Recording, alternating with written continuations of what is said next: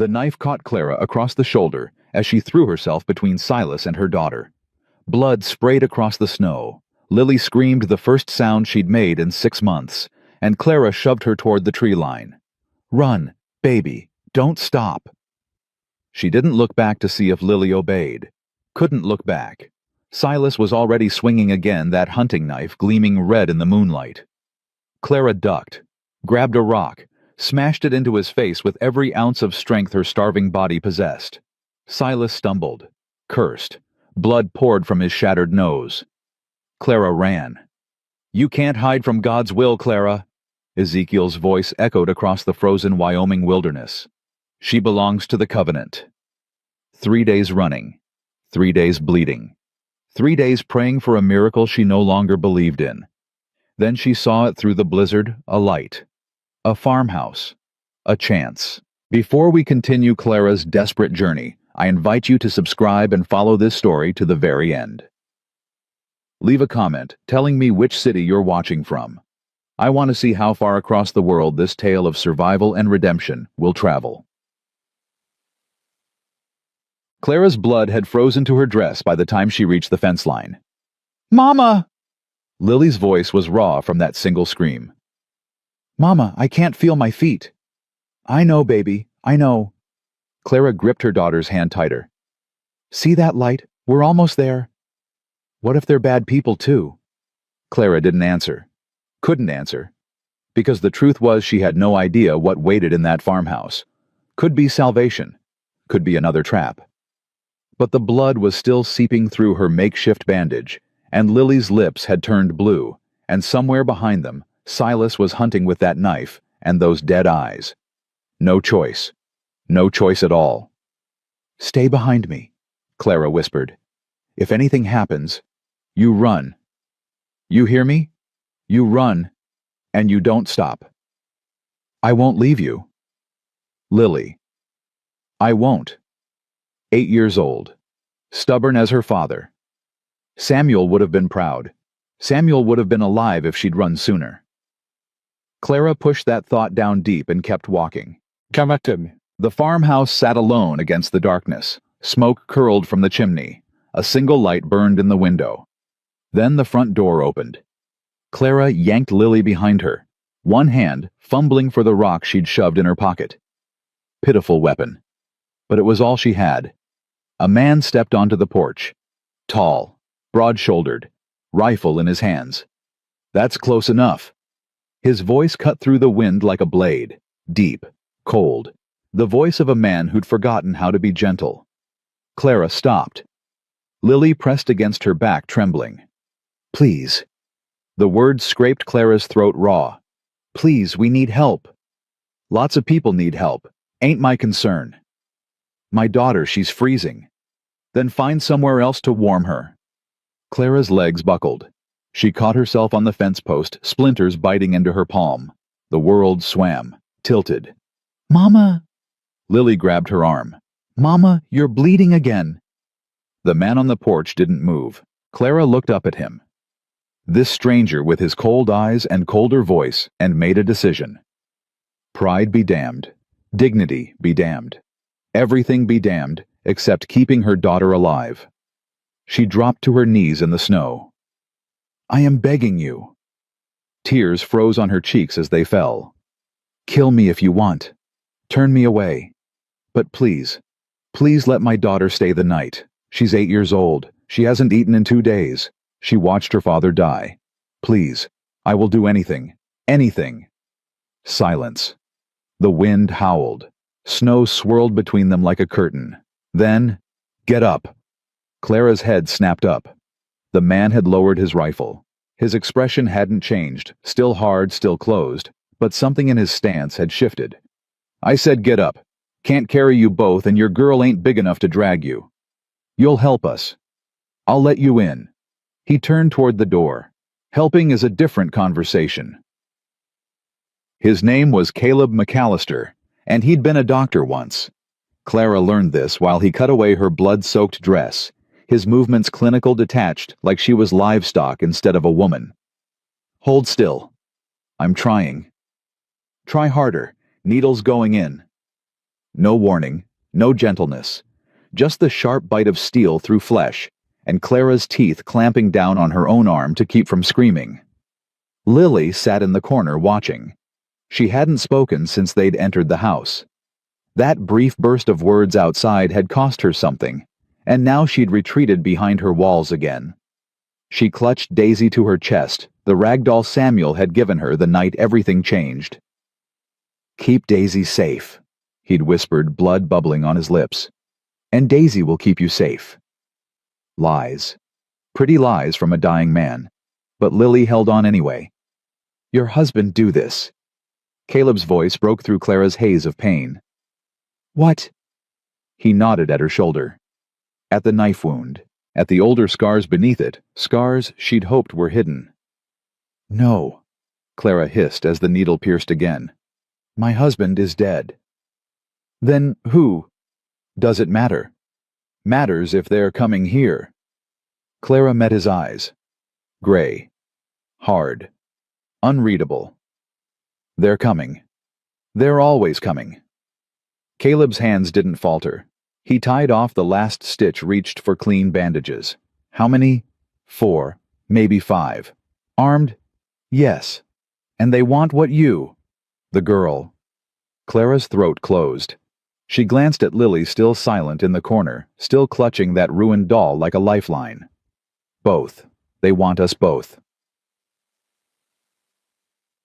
Caleb finished bandaging her shoulder without another word. He moved to the stove, started cracking eggs into a pan. The smell hit Clara like a physical blow. Food, real food, after days of nothing but melted snow and the bitter roots she'd dug from frozen ground. "Lily." Caleb didn't turn around. "You eat eggs?" No response. Girl's mute. She speaks when she wants to. Clara pushed herself upright, fighting the dizziness. She just doesn't want too much anymore. Caleb divided the eggs onto 2 plates, added strips of bacon, carried them to the table. "She eat, though, when there's food." "Yes." "Then get her over here." Clara hesitated. This man, this cold, hard, unfriendly man, why was he feeding them? What did he want in return? In her experience, men didn't give without expecting to take. "What's the price?" she asked. Caleb paused, plate in hand. "What?" "For the food, the shelter, the stitches." Clara forced herself to meet his eyes. "What do you want from us?" Something flickered in those gray depths. Surprise, maybe. Or something darker. "You think I want payment?" "I think men always want payment." Caleb set the plate down slowly. His jaw tightened. "Eat the food, Mrs. Whitmore. Clara Whitmore. Eat the food, Mrs. Whitmore. Feed your daughter. Rest." He turned back to the stove. "Price is you're gone by morning. That's all." Clara didn't believe him. Couldn't believe him. But Lily had already crept to the table, drawn by the smell, despite her fear. And when the child took her first bite, when her eyes closed in something like relief, Clara decided that whatever payment came due, it was worth it. Just to see her daughter eat again. Lily fell asleep at the table, face pressed against the worn wood Daisy still clutched in her arms. Caleb lifted her without being asked, carried her to the bed like she weighed nothing. She always sleep this hard? No. Clara watched him settle Lily under the quilts, his movements unexpectedly gentle. Nightmares keep her up most nights? About what? Her father's death. She saw it happen. Caleb straightened. His hand moved to his chest, fingers brushing something beneath his shirt. How'd he die? Clara's throat burned. They called it an accident. Said he fell, hit his head. But I know what a knife wound looks like. Clara's voice cracked. I know what murder looks like. Silence stretched between them. Caleb pulled a chair close to the bed, sat down with his back to the wall and his rifle across his knees. Get some sleep. I can't. Wasn't asking. He checked something in his pocket, a watch she realized old and worn, then settled deeper into the chair. Anyone comes through that door tonight, they come through me first. Why? The question escaped before Clara could stop it. She was exhausted, bleeding, terrified, and this stranger's kindness made no sense. Made her suspicious and grateful in equal measure. Caleb was quiet for a long moment. "Got ghosts," he said finally. "They don't rest easy. Figure maybe if I help someone else's family mine might forgive me." "Forgive you for what?" But he'd closed his eyes. Conversation over. Clara lay down beside Lily, her wounded shoulder throbbing, her mind racing. She should stay awake, should keep watch, should be ready to grab her daughter and run at the first sign of danger. Instead she slept, deep, dreamless, safe, for the first time in 6 months. She woke to voices, low, urgent, male. Clara's hand closed around the knife she'd hidden under the pillow, the same knife Caleb had used to cut her dress. He hadn't asked for it back. Hadn't even noticed when she'd palmed it. Or maybe he had noticed. Maybe he'd wanted her armed. Asking questions all over town, 4 of them like you said. That was Caleb. And someone else. Someone new. Clara eased out of bed, leaving Lily sleeping. She crept toward the main room, knife ready. The leader's an older fellow. Silver hair. Eyes like a snake. The new voice was gruff-weathered. Calls himself Reverend Crane. Says he's looking for his daughter-in-law and granddaughter. Says they're lost, confused, need to be brought home. Clara's blood turned to ice. She pressed her back against the wall, heart slamming against her ribs. "And folks believe him?" Caleb asked. "Some do. Man's got a way about him. Talks smooth. Quotes scripture like he wrote it himself." A pause. "But I've seen his type before. Had one in my town years back. Sweet words and dead eyes." "What happened to him?" "I shot him." The voice carried no regret. "After he killed my wife." Silence. Then Caleb. "You got a name, mister?" "Dawson. Henry Dawson. I'm sheriff over in Silver Creek." A chair scraped. "And I've been waiting 3 years for someone to help me bring that snake down." Clara stepped into the doorway. Both men turned. Caleb's hand moved toward his rifle, then stopped when he recognized her. The other man, Dawson, was older, weathered, with a star pinned to his chest, and eyes that had seen too much. "Mrs. Whitmore." Caleb's voice was flat. "You should be resting." "I heard." Clara's grip tightened on the knife. "I heard what he said. About Ezekiel. About easy." Dawson raised both hands, showing he was unarmed. "I ain't here to hurt you, ma'am. Opposite, in fact." "How did you find us?" "Wasn't looking for you specifically. Was looking for McAllister." Dawson glanced at Caleb. "Heard rumors about a hermit doctor living out past the ridge. Figured anyone hiding that hard might have reasons to hate the same people I hate." "And do I?" Caleb asked. Dawson reached into his coat, pulled out a folded paper. Old. Yellowed. He handed it to Caleb. "Recognize the name." Clara watched Caleb unfold the paper. Watched the color drain from his face. "Where did you get this?" "Found it in the preacher's things, 3 years ago when I was still pretending to play nice." Dawson's jaw tightened. "My daughter joined his flock. Martha. 20 years old. Believed every lie he told her." "What happened to her?" "She's still there, still believing." Pain flickered across the old lawman's face. "I've been building a case ever since, gathering evidence, waiting for the right moment." Caleb stared at the paper. His hand trembled slightly, the first weakness Clara had seen in him. "This letter is addressed to my brother," he said quietly. "Thomas McAllister. He died 6 years ago." "Did he?" Dawson's voice sharpened. "You sure about that?" Caleb's head snapped up. "What the hell does that mean?" "Means I've got a man in Crane's compound. A man who goes by Gabriel. Man who looks an awful lot like that daguerreotype you've got on your mantel." Clara followed Dawson's gesture. A small photograph sat on the shelf above the fireplace. 2 young men in union uniforms, arms around each other, smiling. One was clearly Caleb, younger and less weathered. The other. "That's impossible." Caleb breathed. Thomas is dead. I buried him. You buried a body, Dawson corrected. Question is, whose body was it? The words hung in the air like gunsmoke. Clara watched Caleb's face transform shock, giving way to something rawer. Hope maybe, or fear, or both tangled together until neither could be separated. You're saying my brother's alive. I'm saying there's a man in that compound who looks like him, acts like him, who flinched when I mentioned the name McAllister. Dawson leaned forward. I'm saying Thomas might have faked his death to escape something, or someone. Thomas wouldn't. Caleb stopped, swallowed hard. He wouldn't let me believe he was dead for 6 years. He wouldn't do that to me. Unless he was protecting you. From what? Dawson nodded toward Clara. From them. From Crane and his people. From whatever your brother got himself tangled up in. Clara's mind raced.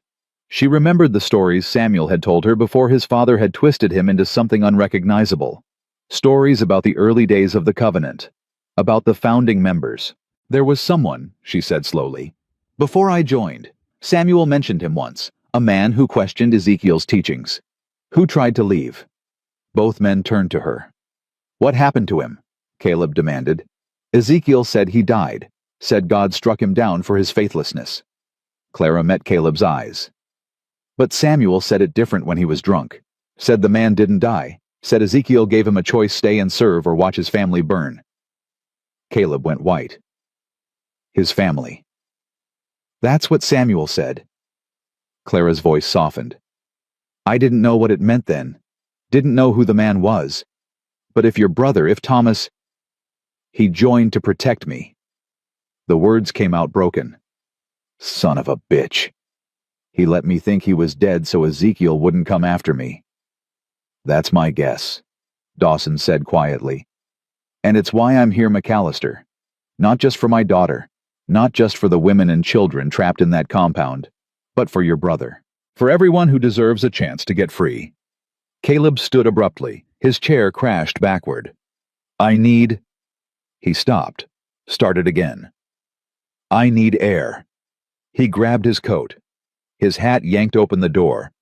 Cold rushed in sharp and biting. Caleb... Clara's voice stopped him at the threshold.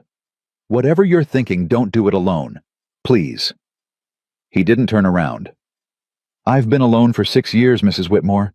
It's the only way I know how to be. The door slammed shut behind him. Lily appeared in the bedroom doorway. Clara hadn't heard her wake, but there she was, small and solemn. Daisy clutched to her chest, those 2 old eyes fixed on the door Caleb had just vanished through. He's hurting, Lily said softly. It was the most she'd spoken in months. Clara knelt down, brushing hair from her daughter's face. Yes, baby. He's hurting very much. Like us. Yes. Like us. Lily was quiet for a moment. Then, we should help him. Help him how? I don't know yet. Lily's fingers tightened on Daisy's worn fabric. But Daddy said we're supposed to help people who hurt, even when we're hurting too, especially then. Clara's throat closed, Samuel's words coming from their daughter's mouth. Samuel's heart still beating in this child he'd died trying to protect. Your daddy was right, Clara managed. He was right about a lot of things. Not everything. No, not everything. Clara pulled Lily close, breathed in the scent of her hair. But the important things, the things that matter. Sheriff Dawson cleared his throat. Ma'am, I hate to interrupt, but we've got maybe a day, 2 at most before Crane's people track you here. And if McAllister's going to do something stupid, which from the look on his face he definitely is, we need a plan. Clara released Lily, stood to face the lawman. What kind of plan? The kind that ends with Crane in chains or in the ground? Dawson's eyes were hard. I ain't particular about which. Caleb came back an hour later. Snow crusted his shoulders, his hat, his beard. His eyes were red-rimmed, but dry. Whatever storm had driven him outside, he'd weathered it alone. He stopped just inside the door, Taking in the scene, Clara at the table with paper and pencil, Dawson marking positions on a rough map. Lily in the corner, drawing something with intense concentration. "What's this?" "Planning," Clara said simply. "Planning what? How to get your brother out. How to free the others. How to stop Ezekiel." She met his eyes without flinching. "How to end this." "You don't even know these people." "I know enough." Clara stood closing the distance between them. "I know your brother gave up his life to protect you. I know Sheriff Dawson's daughter is trapped in that compound. I know there are women and children being hurt every day while Ezekiel plays God. And you want to storm the gates, 3 adults and a child against a fortified compound. I want to fight." Clara's voice hardened. "I spent 6 years being quiet, being obedient, being good. And it got my husband killed, and my daughter broken, and me running for my life through a Wyoming blizzard." She stepped closer. Close enough to see the gold flecks in his gray eyes, the tension in his jaw. "I'm done running, Caleb. Done hiding. Done being afraid." Her chin lifted. "If you won't help me, I'll do it myself. But I'd rather have you beside me." The silence stretched. Dawson watched them both, saying nothing. Lily kept drawing her pencil, scratching steadily against the paper. Then Caleb did something unexpected. He laughed. It was rusty, unpracticed, the laugh of a man who'd forgotten how. But it was real. "You always this stubborn?" "Always." "Bet your husband loved that." "He did." Clara's voice softened. "Before Ezekiel took him away from me." Caleb's laughter faded. Something else replaced it, something warmer, closer to admiration.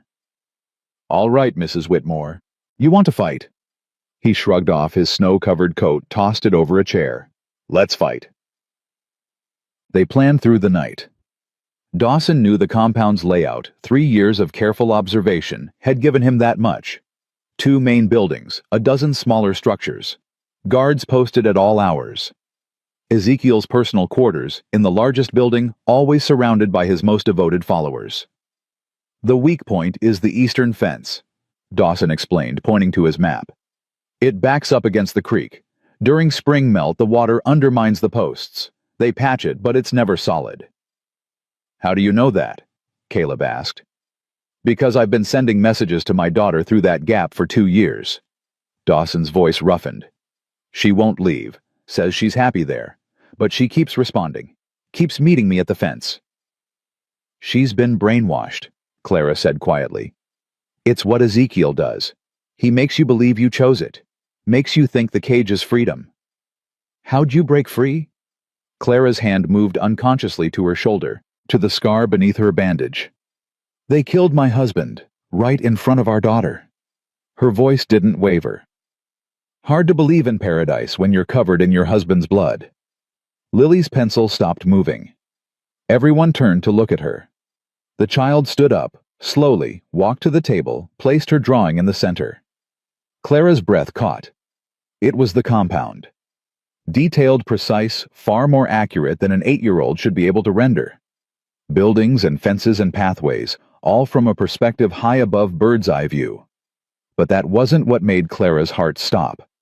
In the center of the compound, Lily had drawn flames, orange and red and yellow, consuming the largest building. Figures running, figures falling, and standing apart from the chaos, 3 people holding hands. A man, a woman, a child, safe, together, watching the fire burn. "Lily," Clara's voice shook. "Baby, how did you—" "I saw it." Lily's voice was matter-of-fact. "Last night, while I was sleeping." Caleb leaned closer, studying the drawing. "This is accurate. The layout, the buildings. This is exactly how Dawson described it." "She's never been there," Clara whispered. "We joined after Samuel and I were already married. The compound was built later. She couldn't possibly know." "I saw it," Lily repeated. "I see things sometimes, things that haven't happened yet." Dawson crossed himself, old habit half forgotten. "Mother of God." Caleb's eyes moved from the drawing to Lily to Clara. This is why they want her. Why Crane wants her. Clara nodded, throat too tight for words. He thinks she's a prophet. The seventh chosen, he calls her. Says she'll lead the Covenant into the new world.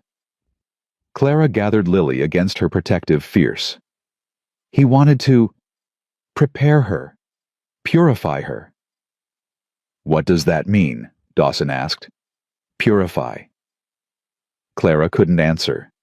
The words lodged in her chest like broken glass. It means kill her, Caleb said flatly. Doesn't it? Clara's silence was answer enough. They didn't speak for a long time after that. Lily had retreated to the corner again, drawing something new. Caleb stood at the window, staring out at the snow-covered darkness. Dawson paced, muttering calculations under his breath. Clara sat at the table, Lily's prophecy spread before her. Flames. Freedom. 3 figures holding hands. Could it be true? Could her daughter actually see the future? Or was it just the desperate imagination of a traumatized child creating happy endings to escape the horror of her reality? I'm going to the compound. Caleb's voice broke the silence. Clara's head snapped up. What? Tomorrow night. He turned from the window. Dawson, you said your daughter meets you at the eastern fence. Can you get a message to her? Probably. Why? Because I need to get inside. Caleb's jaw set. I need to find Thomas, talk to him, find out if he's really my brother, and if he is, find out what he knows. That's suicide, Clara said flatly. You'll be walking straight into Ezekiel's hands. Maybe. Or maybe I'll be walking into the one place they won't expect me. Caleb crossed to the table, planted his hands on the surface. Think about it. Crane's been hunting you for days. All his attention, all his resources focused outward, looking for you. So he won't be looking inward, won't be expecting threats from inside his own compound. Caleb's eyes burned with something new. Purpose. Determination. Thomas has been there for years. If anyone knows Crane's weaknesses, it's him. If Thomas is even really Thomas, Dawson pointed out. If he hasn't been completely turned. He hasn't. Caleb's voice was certain. My brother might have made bad choices, might have let himself get tangled up in something evil, but I know him, knew him. He shook his head. Thomas always had a conscience, always tried to do right, even when right was hard. And if you're wrong, Caleb met Clara's eyes, then I'm wrong, and I die trying to make things right. His voice softened. Better than dying alone in this cabin pretending the world outside doesn't exist. Clara studied him, this broken man who'd spent 6 years hiding from his grief, now ready to walk into hell for a brother who might not even want saving. She understood. God help her, she understood completely. I'm coming with you. No. I wasn't asking permission. Mrs. Whitmore. Clara. She stood, closing the distance between them. If we're going to die together, you should probably use my first name. Caleb blinked. We're not going to die. Then there's no reason not to bring me. Clara smiled, the first real smile she'd managed in months. I know the compound, know the people, know how Ezekiel thinks. You're injured. I've been worse. You've got a daughter to protect. And the best way to protect her is to end this. Clara's smile faded, replaced by steel. Lily can stay with Sheriff Dawson. She'll be safe. No. Everyone turned. Lily stood in the corner, another drawing clutched in her small hands. I have to come too. Absolutely not, Clara said firmly. Lily, this isn't a game. These people, I know what they are. Lily's voice was quiet but unwavering. I know better than anyone. She walked to the table, placed her new drawing beside the first. This one showed the inside of a building. A room with candles and crosses and a figure on a raised platform, Ezekiel unmistakable, even in a child's rendering. And kneeling before him, a man in chains. A man who looked exactly like the younger Caleb in the photograph on the mantel. That's Thomas, Lily said simply. He's in the church, in the basement. They're keeping him there because he tried to leave. Caleb seized the drawing hands, trembling. You saw this? You're sure? Lily nodded. He's been there for a long time. They hurt him when he disobeys, but he never stops trying to escape. Her eyes met Caleb's. He never stops hoping you'll come. The paper crumpled in Caleb's grip. Tomorrow night, he said hoarsely. We go tomorrow night. Dawn broke gray and cold. Clara stood at the window watching the first light creep across the snow-covered hills. Somewhere out there, Ezekiel was hunting. Somewhere out there, Thomas was suffering. Somewhere out there, their future waited to be written. Footsteps behind her. Caleb's reflection appeared in the frost-covered glass. Couldn't sleep. No. Clara didn't turn around. Too much thinking. Know the feeling. He moved to stand beside her close enough that she could feel the heat of him through her borrowed clothes. For what it's worth, I'm sorry. For what? For trying to turn you away, last night, when you first arrived. Clara finally looked at him. In the pale dawn light, he seemed younger somehow, less guarded. You had every right. We're strangers bringing trouble to your door. Still, his jaw worked. You were bleeding, desperate, and I almost walked away. But you didn't. No. He met her eyes. I didn't. Something passed between them. Clara couldn't name it, didn't want to name it not yet, but it was warm, real. A connection forged in desperation and strengthened by shared purpose. Caleb. She hesitated. Whatever happens tomorrow night, don't. I just want you to know. I said don't. His voice roughened. Don't thank me. Don't say goodbye. Don't give me speeches about sacrifice and redemption. Then what do you want me to say? He was quiet for a long moment. Tell me it's going to work. Tell me we're going to find Thomas, save those people, stop Crane. Tell me this isn't all for nothing. Clara reached out. Her hand found his calloused, strong, trembling slightly. It's going to work, she said quietly. We're going to find your brother. We're going to save everyone we can. And we're going to stop Ezekiel Crane. You believe that? I have to. Clara squeezed his hand. Because the alternative is giving up. And I've come too far to give up now. Caleb looked down at their joined hands. When he looked up again, something had changed in his eyes. All right, Clara Whitmore. His voice was rough but warm. Let's go save the world. Lily appeared in the doorway. Daisy clutched to her chest. Mama! Clara released Caleb's hand, crossed to her daughter. What is it, baby? I had another dream. Lily's face was pale. About tonight. About the compound. What did you see? Lily hesitated. Her eyes darted to Caleb, then back to Clara. Fire, she whispered. I saw fire everywhere. And screaming. And... She stopped. And what? Clara prompted gently. Lily's grip on Daisy tightened. And grandfather, standing in the flames. Her voice dropped even lower. Smiling. Clara's blood went cold. We need to move faster, she said, turning to Caleb. Whatever we're planning, we need to do it now. Today. That's impossible. Dawson needs time to contact his daughter, and we need to... There is no time. Clara's voice sharpened. Lily's visions, they're never wrong. If she says Ezekiel is smiling in the flames, it means he knows something we don't. Means he's planning something. What kind of something? Clara met his eyes. The kind that ends with all of us dead. They left within the hour. Dawson rode ahead to Silver Creek, promising to send word to his daughter before nightfall. Clara watched him disappear over the ridge, her stomach tight with fear, and something else. Something that felt dangerously like hope. You trust him? Caleb asked, checking his rifle for the third time.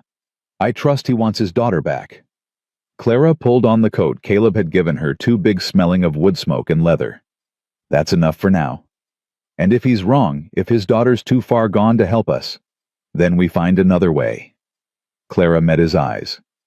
There's always another way. Caleb studied her for a long moment. Whatever he saw in her face, it seemed to satisfy him. Lily ready? Clara glanced toward the house. Through the window she could see her daughter gathering her few possessions. Daisy, the drawings a blanket Caleb had given her. She's ready. She's been ready since before we arrived here. What do you mean? I mean she knew. Clara's voice softened. She told me 3 days ago before we even ran. Said we'd find help at a farmhouse in the snow. Said a sad man would save us. Caleb went still. She said that. Word for word. Clara shook her head. I thought it was just a child's imagination, wishful thinking. But then we found you and... She didn't finish, didn't need to. That's why Crane wants her, Caleb said quietly. Not just because she sees things, but because she sees true things. Things that haven't happened yet. Yes. And he wants to use that, control it. He wants to own it. Clara's jaw tightened. Like he owns everything else. Like he owned my husband. Like he tried to own me. The door opened behind them. Lily emerged small and solemn. Daisy tucked under one arm and her drawings clutched in the other. I'm ready, Mama. Clara knelt, brushing hair from her daughter's face. You remember what we talked about staying quiet and doing exactly what Mr. McAllister says? Yes. And if something goes wrong, run, hide, don't look back. Lily's voice was steady, rehearsed. Find Sheriff Dawson. Tell him everything. Clara's heart cracked a little more. 8 years old, already planning for the worst. That's my brave girl.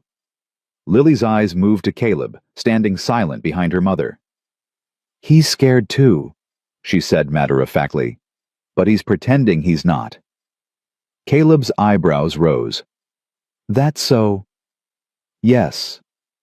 Lily tilted her head, studying him with that unnerving intensity. You're scared of finding your brother. Scared of what he might have become. Lily, Clara's voice sharpened. That's not polite. It's all right.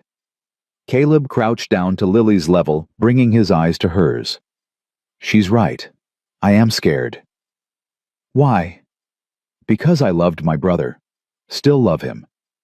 Caleb's voice roughened. And I don't know if the man inside that compound is the same person I grew up with. The person who taught me to fish and shoot and ride. The person who stayed up all night with me when our mother was dying. Lily considered this. He is, she said finally. Different but the same, like Mama. Clara blinked. Like me. You're different now than before. Lily's eyes moved to her mother. Before Daddy died. Before we ran. But you're still Mama. Still the same inside where it matters. Clara's throat closed completely. Baby. People don't stop being themselves just because bad things happen to them. Lily's voice held a certainty that seemed impossible for her age. They just learn to hide better. Mr. Thomas learned to hide really well. But he's still in there, waiting for someone to find him. Caleb stood slowly. When he spoke, his voice was thick. I hope you're right, little one. I am. Lily tucked Daisy more securely under her arm. I'm always right about the important things. Despite everything, the fear, the danger, the impossible odds, Clara laughed. She's not wrong about that either. The journey to Silver Creek took most of the day. They avoided the main roads, cutting through forests and across frozen streams, moving as fast as Lily's small legs could manage. Caleb led the way, rifle-ready eyes constantly scanning for threats. Clara brought up the rear, her wounded shoulder aching with every step. They stopped twice to rest. Once at an abandoned mining shack where Lily fell asleep against Clara's shoulder. Once at a creek crossing where Caleb refilled their canteens and checked Clara's bandage. Bleeding stopped, he said, his touch surprisingly gentle as he rewrapped the wound. But you're pushing too hard. I'm fine. You're pale as snow and shaking. His gray eyes met hers. That's not fine. I'll rest when Ezekiel is dead. Caleb's hands stilled. You want him dead, not just stopped dead. Don't you? Clara held his gaze. After what he did to your brother, what he's planning to do to my daughter. I want justice. Justice. Clara's laugh was bitter. You think there's justice for a man like Ezekiel Crane? He's got judges in his pocket, politicians, lawmen. Even if we exposed every crime, every murder, every child he's destroyed, he'd walk free. He always does. Dawson seems to think otherwise. Dawson hasn't spent 6 years inside that compound. Clara's voice hardened. I have. I've seen what happens to people who try to bring Ezekiel down through proper channels. They disappear. Their families disappear. And Ezekiel gives another sermon about God's righteous judgment. Caleb finished with the bandage sat back on his heels. So you want me to kill him? I want to kill him myself. The words came out flat, final. But if I can't, if something happens to me, I need to know someone will finish it. Clara. Promise me. She grabbed his wrist grip, surprisingly strong for someone so exhausted. Promise me that if I fall, you'll protect Lily. And you'll end him. Whatever it takes. Caleb looked down at her hand on his arm, then up at her face, fierce and desperate and absolutely certain. I promise. Swear it. I swear. His voice was rough. On Thomas's life. On everything I've got left. Clara released him. Let out a breath she hadn't realized she was holding. Thank you. Don't thank me yet. Caleb stood, offering his hand to help her up.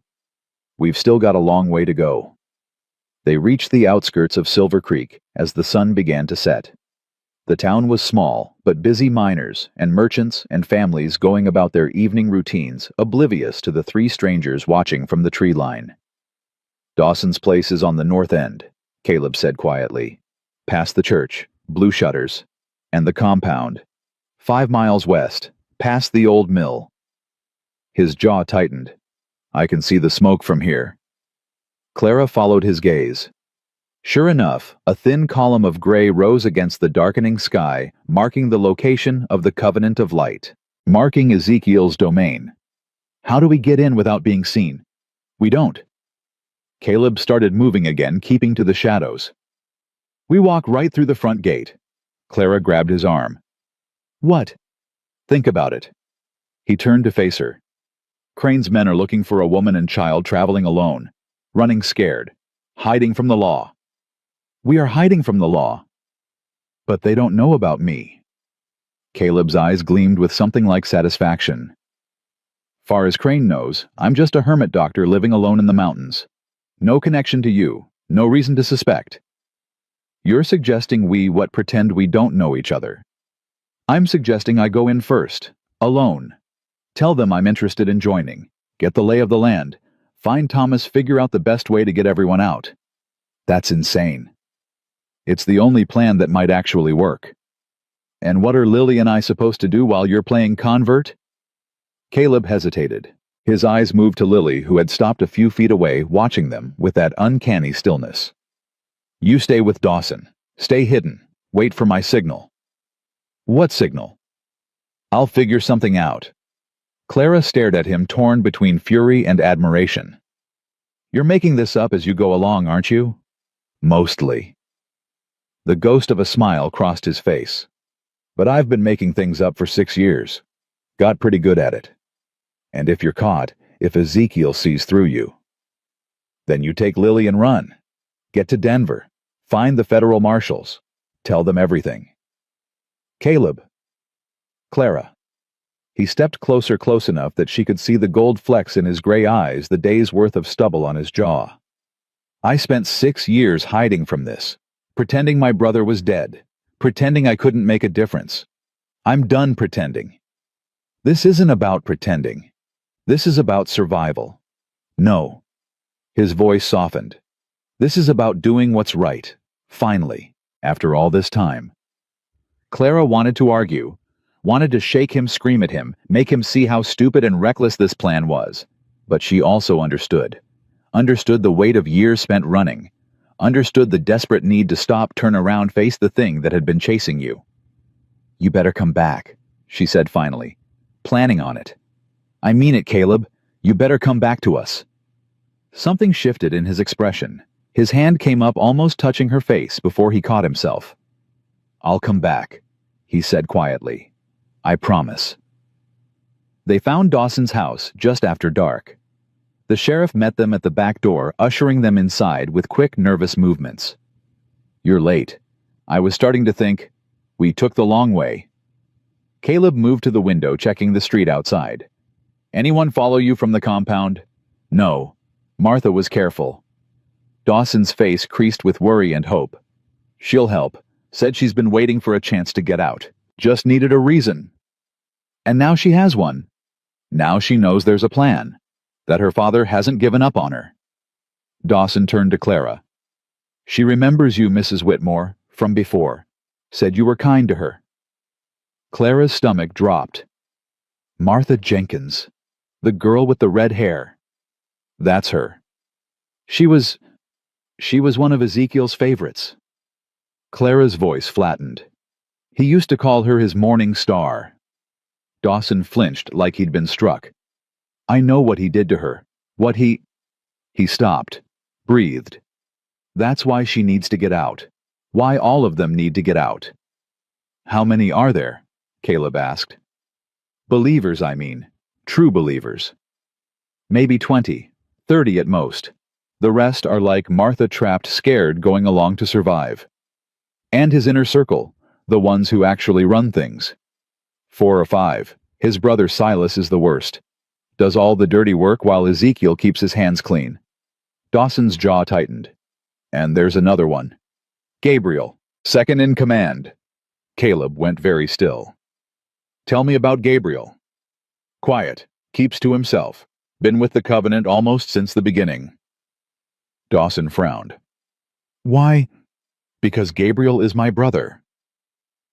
The silence that followed was absolute. Dawson stared at Caleb, processing this information. His face cycled through shock, confusion, understanding. "The man in the daguerreotype, Thomas McAllister." "The same. And you're telling me he's—" "One of Crane's lieutenants, yes." Caleb's voice was tight. "But if Lily's visions are right, he's also a prisoner. They're keeping him in the church basement." "I've never seen anyone in the church basement." "Because they don't want you to see. Because Thomas knows things Crane doesn't want getting out." Caleb turned from the window. "That's why I need to get inside. Tonight." "Tonight?" Dawson shook his head. "That's too soon. We need more time to—" "We don't have more time." Clara spoke up, her voice sharp. "Lily had another vision this morning. Ezekiel standing in flames, smiling." "What does that mean?" "It means he's planning something. Something big." Clara's hand found Lily's, squeezing gently. "Something that ends with all of us dead if we don't stop it." Dawson looked from Clara to Caleb to Lily. "You're asking me to trust a child's dreams." "I'm asking you to trust me." Caleb stepped forward. "And to help me save my brother, and your daughter, and everyone else trapped in that compound." The sheriff was quiet for a long moment. Then, "What do you need?" The plan came together in pieces. Martha would meet them at the eastern fence at midnight. She'd lead Caleb to the church where Thomas was being held. Dawson would create a distraction at the main gate, a fire maybe, or a commotion loud enough to draw attention away from the compound's interior. Clara and Lily would wait at Dawson's house. Hidden. Safe. Or as safe as anyone could be in Silver Creek. "I don't like this," Clara said as Caleb prepared to leave. "I should be going with you." "You're injured, and Lily needs you here. Lily needs both of us alive. Which is why I'm going alone." Caleb checked his pistol, slid it into his holster. "One person draws less attention than two, and if something goes wrong, don't. You'll still be free, still able to get her out." Clara caught his arm as he reached for his coat. "You come back. You hear me? You find Thomas. You get Martha and you come back." Caleb looked down at her hand on his sleeve. When he looked up, Something had shifted in his eyes, something soft and uncertain and entirely new. Why does it matter so much? What? Whether I come back? You barely know me. 2 days ago you were bleeding out in my yard. Clara's throat tightened. Because you're the first person in 6 years who's treated me like a human being. Because you fed my daughter and stitched my wounds and stayed up all night to keep us safe. Her voice cracked. Because I can't do this alone. I thought I could, but I can't. Caleb was silent. Then slowly, deliberately, he raised his hand to her face. His thumb brushed her cheek, calloused, warm, impossibly gentle. I'll come back, he said quietly. That's a promise. Before Clara could respond, he was gone. Lily appeared at her elbow. He's scared again. I know, baby. But he's not pretending anymore. Lily's small hand found Clara's. That's good, isn't it? Clara watched Caleb's shadow disappear into the darkness. I hope so. The hours crawled. Clara paced Dawson's small parlor, unable to sit, unable to rest. Every creak of the floorboards made her jump.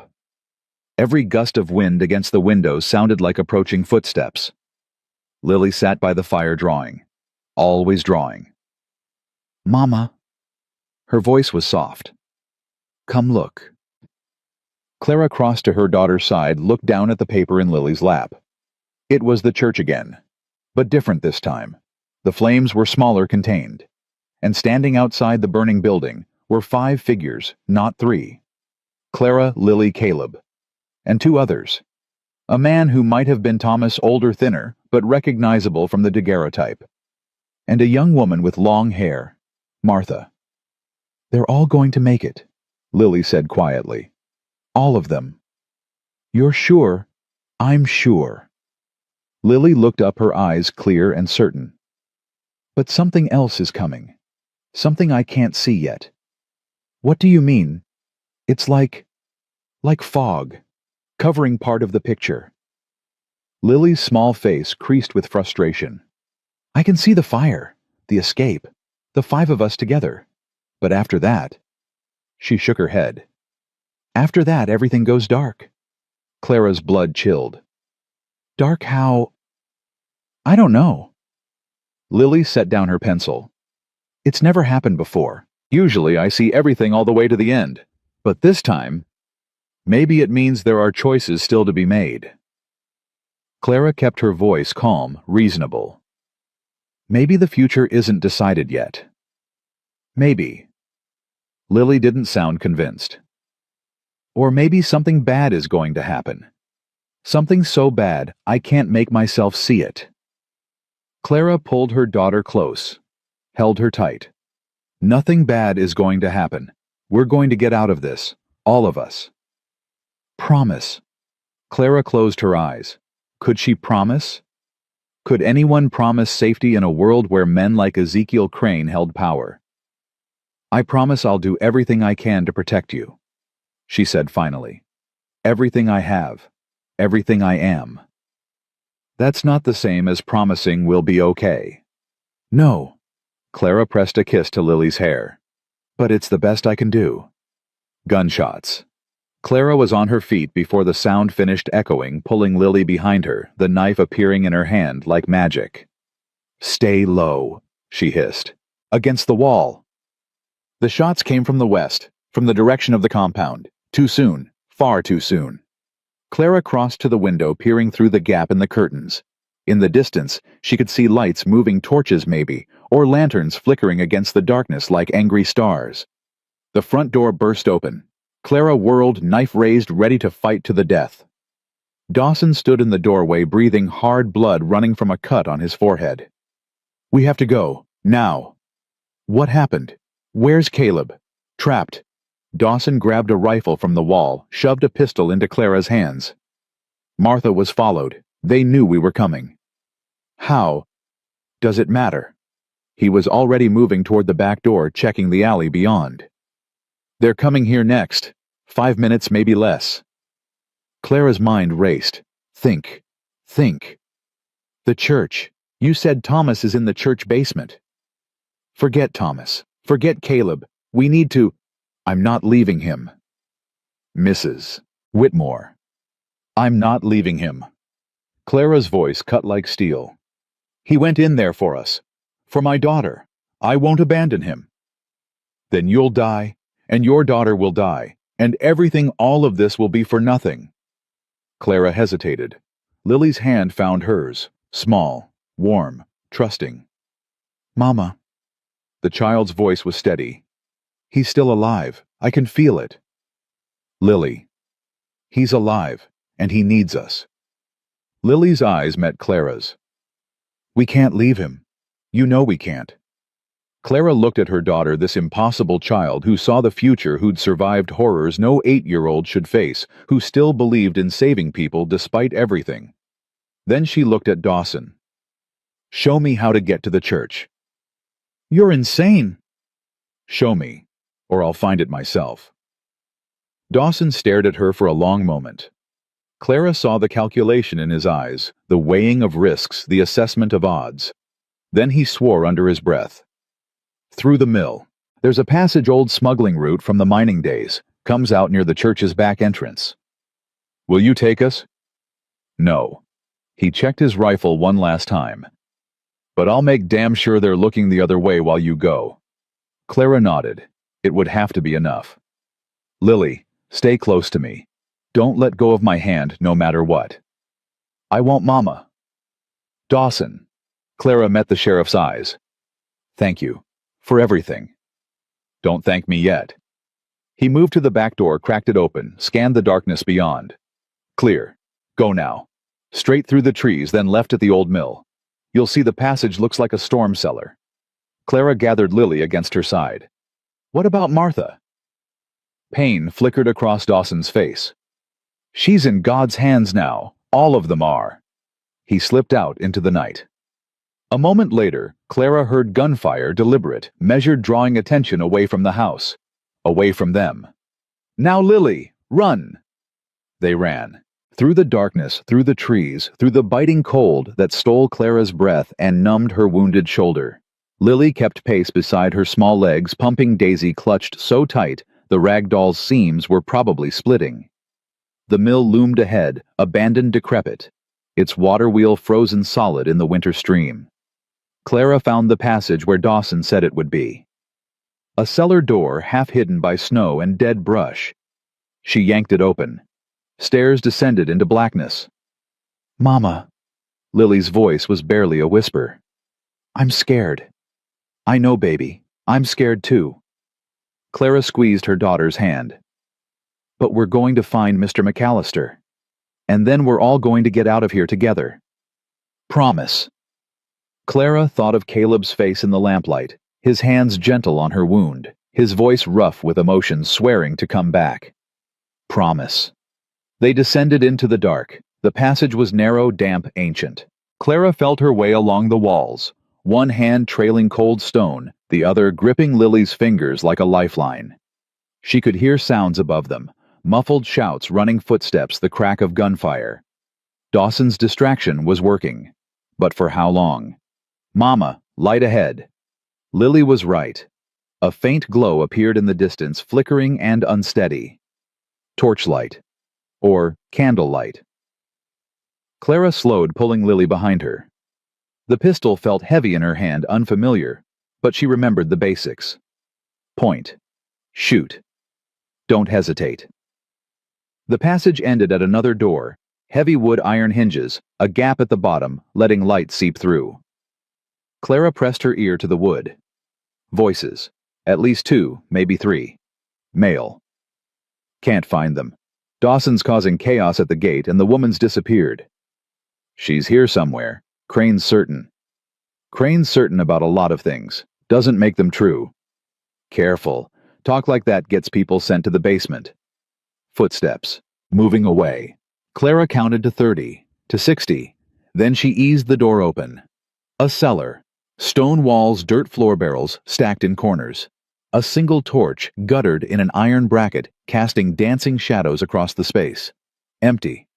For now. Clara slipped through, pulling Lily after her. They moved in silence, hugging the walls, staying low. Stairs at the far end. Leading up. To the church. To Caleb. Clara climbed. The church basement smelled of blood and rot. Clara pressed her hand over Lily's mouth, silencing the gasp that threatened to escape. The stairs had led them into a narrow corridor, torches flickering along stone walls that wept with moisture. And at the end of that corridor, a cell. Iron bars. A figure slumped against the far wall. Chains. Thomas? The name escaped Clara before she could stop it. The figure stirred, lifted his head. Even in the dim light, Clara could see the resemblance to Caleb, the same jaw, the same broad shoulders. But where Caleb was weathered, this man was broken. Hollow cheeks, sunken eyes, scars crisscrossing his bare arms like a map of suffering. "Who's there?" His voice was a rasp barely human. "A friend." Clara moved closer, checking the shadows for guards. "Caleb sent me." Thomas went rigid. "Caleb." The name came out strangled. "My brother, Caleb." "Yes." "He's here. He came. He came for you." Clara reached the cell door, examined the lock. Heavy. Old. But not impossible. "He's somewhere in the compound. We got separated when—" "You have to leave." Thomas surged forward, chains rattling. "Now, before they find you." "I'm not leaving without you." "You don't understand." His hands gripped the bar's knuckles white. "Ezekiel knows. He knows everything. The plan, the distraction, Dawson's daughter, it was a trap. All of it." Clara's blood froze. "What?" "Martha. She didn't betray you, she was forced. Ezekiel had her brother. Threatened to kill him if she didn't cooperate." Thomas's voice cracked. "She came to me last night, confessed everything, begged me to warn Caleb, but I couldn't. I was locked down here and—" "Where is Caleb now?" "The main hall. Ezekiel wanted him alive. Wanted to—" Thomas stopped, swallowed. "Wanted to make an example." Clara's grip tightened on the pistol. "How do I get to the main hall?" "You can't. There are guards everywhere. Silas has men at every entrance. Then I'll go through them. You'll die. Maybe." Clara met his eyes. Caleb's eyes, she realized the same gray shot through with gold. "But I made a promise. And I don't break my promises." Thomas stared at her. Something shifted in his expression. Recognition, maybe, or respect. "There's another way," he said slowly. "A passage behind the altar. Ezekiel uses it when he wants to appear suddenly during services. Make the congregation think he's manifesting through divine power. Where does it come out? Behind the main hall, near the back entrance." Thomas pressed closer to the bars. "But you'll need a key for the passage door." "Where's the key?" "On Silas." Thomas's jaw tightened. "He keeps it on a chain around his neck, never takes it off." Clara absorbed this. Silas. The man who'd put the knife in her shoulder. The man who'd killed Samuel. The man she'd been waiting to face for 6 months. "Mama." Lily's voice was barely audible. Clara turned to find her daughter standing very still, eyes fixed on something in the shadows. A door. Half hidden behind a stack of old crates. "That's the altar passage," Thomas said, following Lily's gaze. "But it's locked. Without the key. It's not locked." Lily's voice was strange. Distant. "Not anymore." Clara crossed to the door, pushed gently. It swung open. "How did you—" Thomas began. "She sees things." Clara didn't have time to explain. "Lily, stay with Mr. Thomas. Don't move, don't make a sound. I'll be back." "Mama, no." "Lily." Clara knelt, gripping her daughter's shoulders. "I need you to be brave. Can you do that? Can you be brave for me?" Tears welled in Lily's eyes, but she nodded. "I'll be back," Clara repeated. "I promise." She kissed Lily's forehead, pressed Daisy into her arms, and stepped into the darkness. The passage was narrow and black as pitch. Clara moved by feel, one hand on the damp stone wall, the other clutching the pistol. Her shoulders screamed with every movement, but she pushed the pain down, locked it away. Later. She could hurt later, if there was a later. The passage twisted, climbed, leveled out. Clara lost track of distance, of time, of everything except the sound of her own breathing and the faint glow that gradually appeared ahead. Voices, growing louder. "Brought this on yourself, Doctor." Ezekiel. Clara would know that voice anywhere. Smooth as honey, cold as ice. Could have stayed in your little cabin. Could have minded your own business. But you had to play hero. "Let me go." Caleb's voice tight with pain. "I'm nothing to you." "Nothing." Ezekiel laughed. "You're Thomas's brother, the one thing he still cares about. The one thing that might finally break him completely." Clara reached the end of the passage. A door slightly ajar. Through the gap, she could see the main hall candles everywhere, rough wooden pews, a raised platform at the far end. And on that platform, Caleb, bound to a post, blood running down his face from a gash on his temple. Silas stood beside him, knife in hand, grinning. Ezekiel paced before them, silver hair gleaming in the candlelight. "Where is she?" Ezekiel's voice hardened. "The woman, Clara. Where is she hiding?"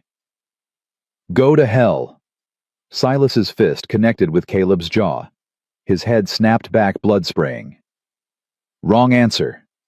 Ezekiel stepped closer. "I'll ask again. Where is Clara Whitmore?" Caleb spat blood at Ezekiel's feet.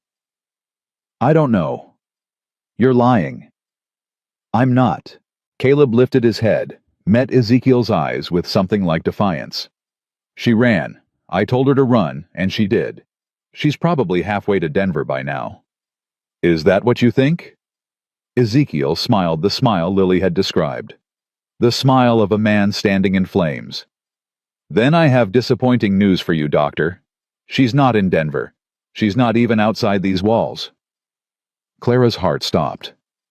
"She's here, in this compound, with her precious daughter." Ezekiel's voice dropped to a purr. "Did you really think I wouldn't know? Did you really think anything happens in my domain without my knowledge? You're bluffing." "Am I?"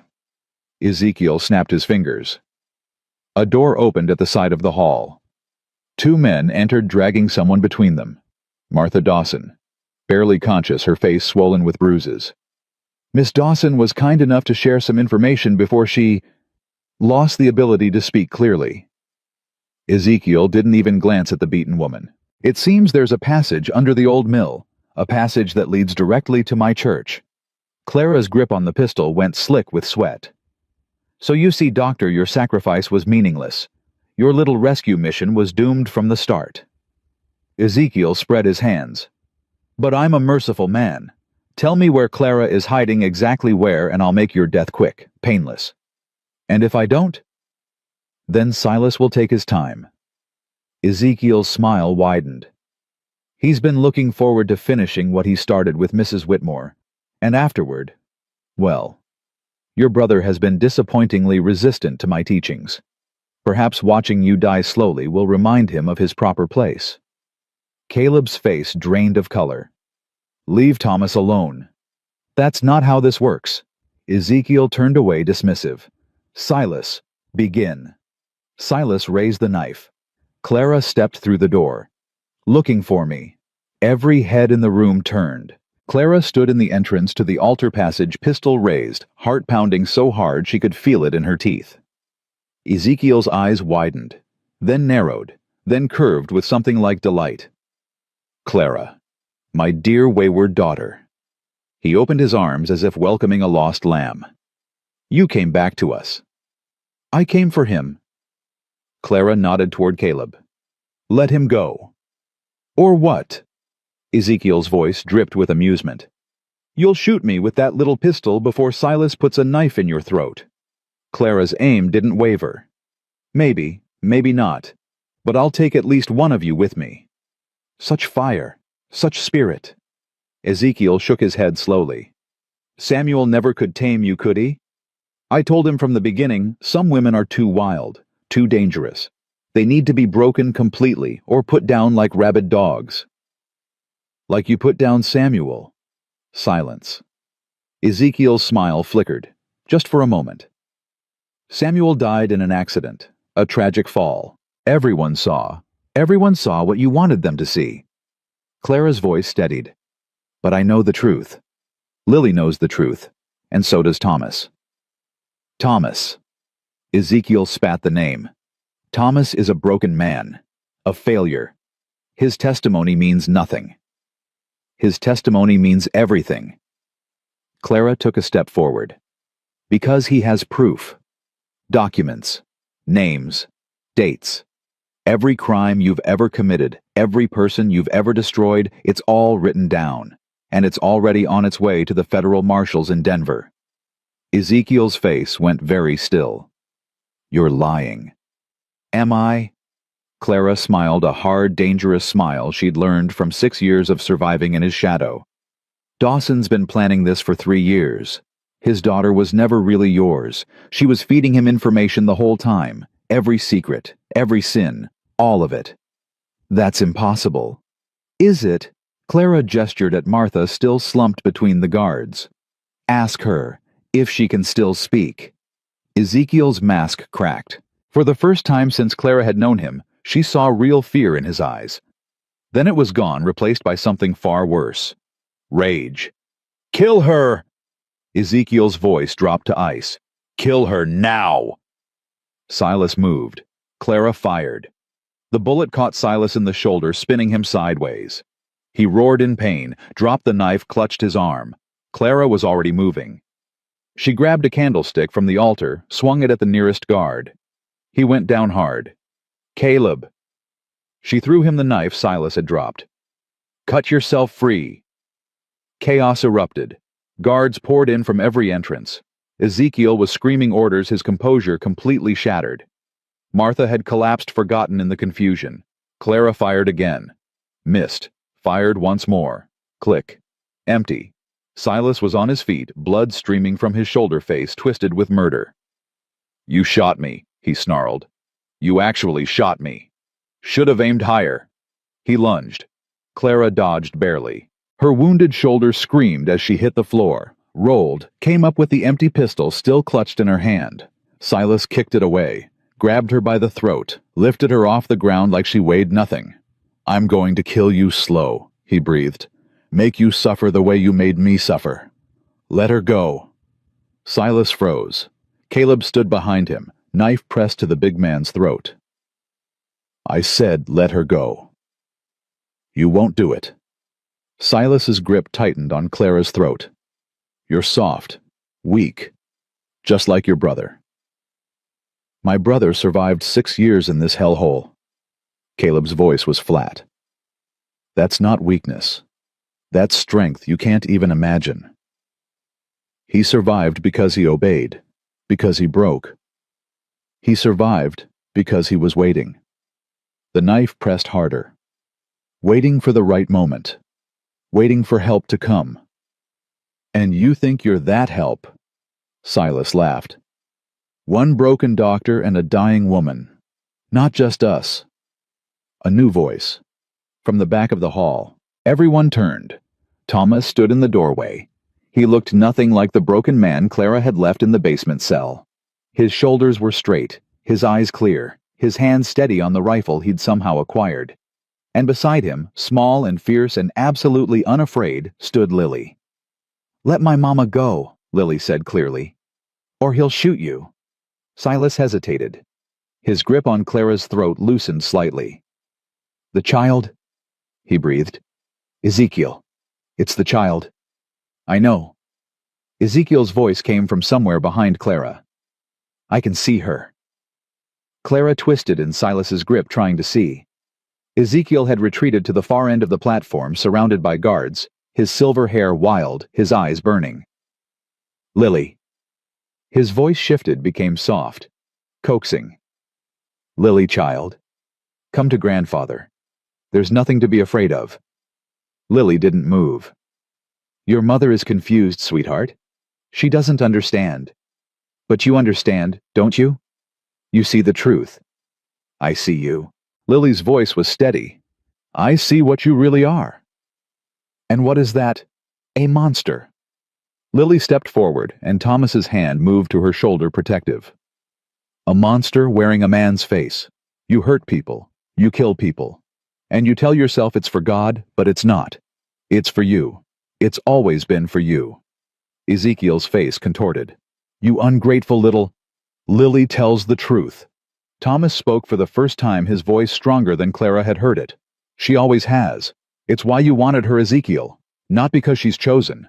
Because she could expose you. Expose everything you've built on lies and blood. Silence. No. Thomas raised the rifle. I've been silent for 6 years. Played the faithful disciple. Watched you destroy lives and smiled and nodded and told myself there was nothing I could do. But I was wrong. Thomas. There was always something I could do. I was just too scared to do it. Thomas's eyes found Caleb's across the chaos of the hall. I'm not scared anymore. He fired. The bullet caught Ezekiel in the chest. The preacher staggered backward, disbelief written across his face. His hand came up, touched the spreading stain on his white shirt, came away red. You shot me. Yes. Thomas's voice was calm, certain. I did. Ezekiel's legs buckled. He crumpled to the platform floor, still staring at the blood on his fingers like he couldn't quite believe it was real. God will punish you. Maybe. Thomas lowered the rifle. But at least I'll face him with clean hands. Ezekiel Crane drew one more breath. Then he was still. Silas released Clara. She dropped to the floor, gasping hand at her bruised throat. Through watering eyes, she saw the big man backing away, face pale, all the fight suddenly gone out of him. He's dead. Silas's voice was hollow. He's actually dead. Silas. Caleb moved between him and Clara, knife still ready. It's over. Surrender, and you might live to see trial. Trial? Silas laughed, a broken, bitter sound. You think there'll be a trial? You think the law cares what happens out here? Dawson cares. The federal marshals care.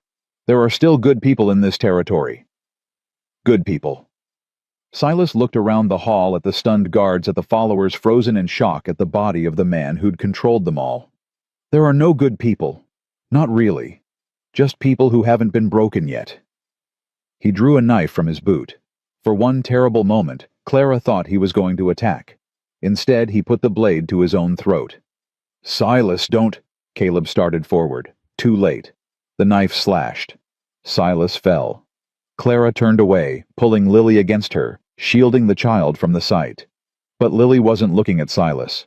Her eyes were fixed on the ceiling, on something no one else could see. Fire, she whispered. Mama, there's going to be fire. Clara smelled it then. Smoke. Coming from somewhere in the building. The torches. Thomas's voice was sharp with alarm. When Silas fell, he knocked one into the curtains. Clara looked. Flames were already climbing the heavy drapes behind the altar, spreading with terrifying speed. Everyone out! Caleb shouted. Now! Chaos erupted again, but different this time. Not violence panic. The guards, the followers, everyone scrambling for the exits as smoke filled the air and flames ate through the old wooden walls. Thomas grabbed Martha, hoisted her over his shoulder. This way, there's a back door. Clara. Caleb's hand found hers in the smoke. Stay close. She grabbed Lily. Don't let go, baby. Don't let go no matter what. I won't, Mama. They ran. Through choking smoke and screaming people. Through flames that licked at their clothes and heat that seared their lungs. Clara couldn't see, couldn't breathe, couldn't think, just ran following the grip of Caleb's hand like a lifeline. Cold air hit her face like a blessing. They were outside, in the snow, alive. Clara fell to her knees, coughing. Lily clutched against her chest. Beside her, Caleb collapsed, his breath coming in great heaving gasps. Thomas laid Martha gently in the snow and stood watching the church burn. It's over. His voice was barely audible over the roar of flames. It's finally over. People were streaming out of other buildings now, women, children, men who'd been held against their will. Some ran toward the tree line. Others just stood and stared at the inferno that had been their prison. Dawson. Caleb struggled to his feet. "Where's Dawson?" "Here." The sheriff appeared from the darkness, limping badly, blood on his face but alive. He stopped when he saw Martha drop to his knees beside her. "Martha, sweetheart, can you hear me?" Her eyes fluttered open. "Daddy, I'm here." Dawson gathered her in his arms, rocking her like a child. "I've got you. I've got you." Clara watched them, her heart aching with relief and exhaustion. Lily pressed against her side, Daisy still clutched in one arm. "Mama." "Yes, baby." "Is it over now? Are we safe?" Clara looked at Caleb standing beside his brother, their silhouettes lit by the burning church. Looked at Dawson, holding his daughter, weeping openly. Looked at the flames consuming the symbol of everything that had terrorized them. "Yes," she said softly. "We're safe." Lily was quiet for a moment. Then, "Mr. Caleb is looking at you." Clara turned. Sure enough, Caleb's eyes were on her, something soft and wondering in their gray depths. "I know," Clara murmured. "He looks at you like Daddy used to look at you, before everything went bad." Clara's throat tightened. "Lily, I think he loves you." Lily's voice was matter-of-fact. "And I think you love him too, even though you're both scared to say it." Clara didn't answer. Couldn't answer. Because her daughter was right. She was terrified. But for the first time in 6 years, she was also hopeful. And that, she realized, was something worth fighting for. The church burned until dawn. Clara sat on an overturned wagon, Lily asleep against her shoulder, and watched the flames devour the last of Ezekiel Crane's empire. Sparks drifted upward like lost souls, disappearing into the gray morning sky. "You should rest." Caleb's voice was rough from smoke. He lowered himself beside her, moving stiffly, his face a mess of cuts and bruises. "Can't." Clara didn't take her eyes off the fire. "Every time I close my eyes I see him. Silas. The knife at his throat. He made his choice." "I know." She shivered, despite the heat radiating from the burning building. "Doesn't make it easier." They sat in silence for a long moment. Around them, survivors huddled in small groups, some weeping, others simply staring. Dawson had organized the able-bodied men into a line, passing buckets, to keep the fire from spreading to the other buildings. "Thomas is looking for you," Clara said finally. Caleb nodded but didn't move. 6 years. His voice was barely audible. 6 years I thought he was dead. Mourned him. Blamed myself. And he was here the whole time. He was protecting you.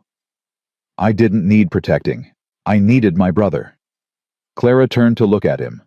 In the firelight, the years showed on his face, the grief, the loneliness, the weight of carrying guilt that was never his to bear. "He needs you now," she said quietly. "That's what matters." Caleb's jaw tightened. He looked toward the small cabin where Thomas had taken Martha, where the wounded were being tended by those with medical knowledge. "I don't know what to say to him." "You'll find the words." "What if I can't?" Clara reached out, touched his hand. His fingers curled around hers, holding tight. "Then don't say anything. Just be there." She squeezed gently. "Sometimes that's enough." Caleb was quiet. Then slowly he lifted her hand to his lips, pressed a kiss to her knuckles. "Thank you." "For what?" "For making me remember." His eyes met hers. "What it feels like to fight for something, someone." Clara's heart stuttered. "Caleb." "I know." He released her hand, stood. "Not the time. Maybe not even the place." A ghost of a smile crossed his battered face. "But when this is over, when everyone's safe and the marshals have come, and Ezekiel's people are facing justice, I'd like to have a conversation with you, Clara Whitmore." "What kind of conversation?" "The kind that involves the future." He held her gaze. "Our future, if you want one." Clara couldn't speak. Her throat had closed completely, but she nodded, and Caleb's smile widened just a fraction, just enough, before he turned and walked toward the cabin where his brother waited. Lily stirred against Clara's shoulder. "Mama." "Shh. Go back to sleep, baby." "I heard what he said." Lily's voice was muzzy with exhaustion. About the future. You were supposed to be sleeping. I was mostly sleeping. A pause. Do you want a future with him? Clara looked toward the cabin where Caleb had just disappeared through the door. I don't know, she admitted. Yes, you do. Lily shifted, burrowing closer. You're just scared to say it. When did you get so smart? I've always been smart, you just weren't listening. Clara laughed, a genuine laugh, surprising herself. It felt strange in her throat, unfamiliar after so many months of nothing but fear. I'm listening now, she said softly. Good. Lily yawned. Because I like Mr. Caleb, and I think Daddy would have liked him too. Clara's eyes burned. You think so? I know so. Lily's voice was fading sleep reclaiming her. Daddy always said the best people are the ones who keep trying, even when everything's broken. She was asleep before she could finish. Clara held her daughter close and watched the sun rise over the ashes of their nightmare. Thomas was sitting by the window when Caleb entered the cabin. The brothers stared at each other across the small room, 6 years of silence stretching between them like a physical presence. You look terrible, Thomas said finally. You should see the other guy. Caleb's voice cracked. Oh, wait. You can't. He's dead. Neither of them laughed. Caleb crossed to the window, stood beside his brother. Through the glass they could see the church, or what remained of it. A skeleton of blackened beams still smoking. I thought you were dead. I know. I buried you, Thomas. I buried a body, and I thought it was one of Ezekiel's men, a drifter who crossed him. Thomas's voice was flat. They beat him until he was unrecognizable, dressed him in my clothes. Made sure you'd find the body. Why? Because I tried to leave. Because I told Ezekiel I was done, that I couldn't stomach any more of his purifications.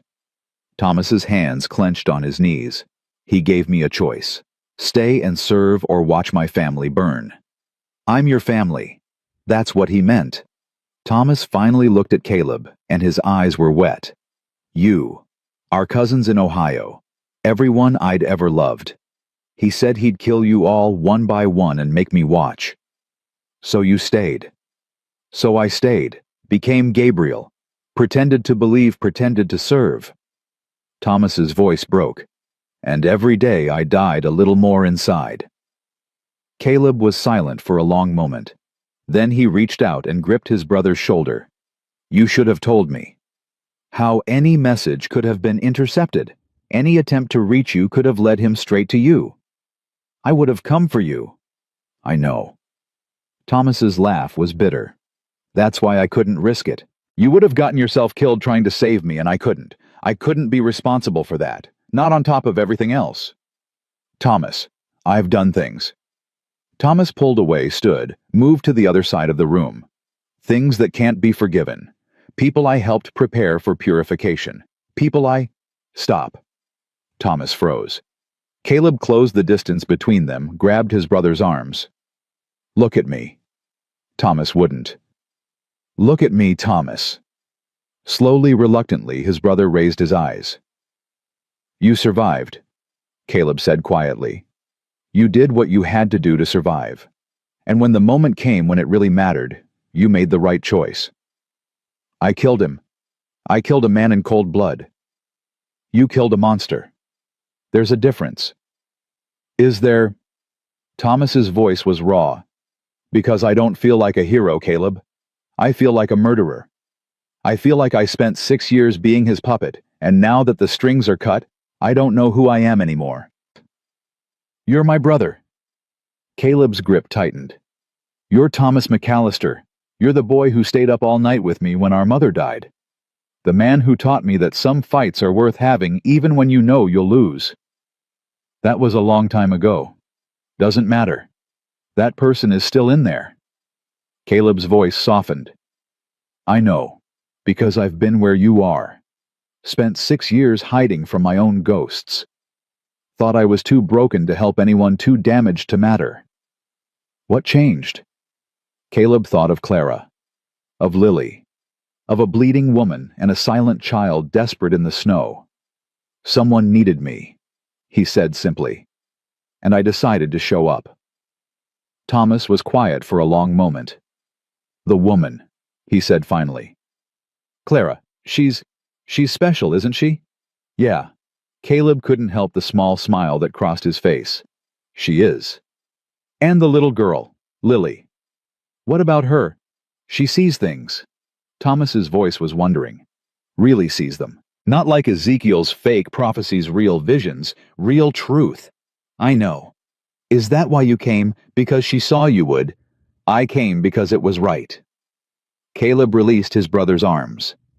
I came because I spent too long running from fights that mattered, and because somewhere deep down, I always knew you weren't dead. I just couldn't admit it to myself. Why not? Because if you were alive, it meant I'd abandoned you. Caleb's voice roughened. It meant I'd failed you, and I wasn't ready to face that. You didn't fail me.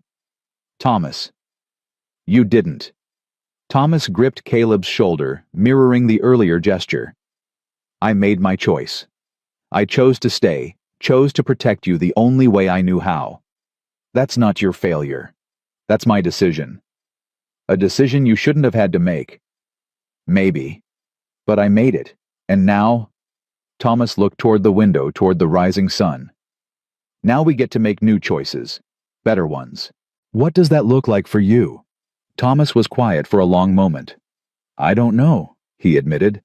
I've spent so long being Gabriel that I'm not sure who Thomas is anymore. But I'd like to find out. His eyes met Caleb's. If you'll help me. Caleb didn't hesitate. Always. The federal marshals arrived 3 days later.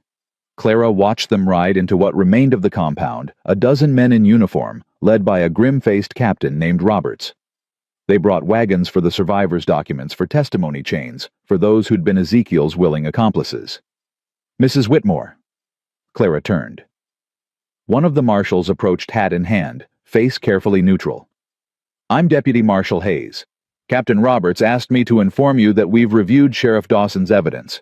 Combined with the testimony we've already collected, there's more than enough to ensure justice is served. Justice. Clara tasted the word. What does that mean exactly?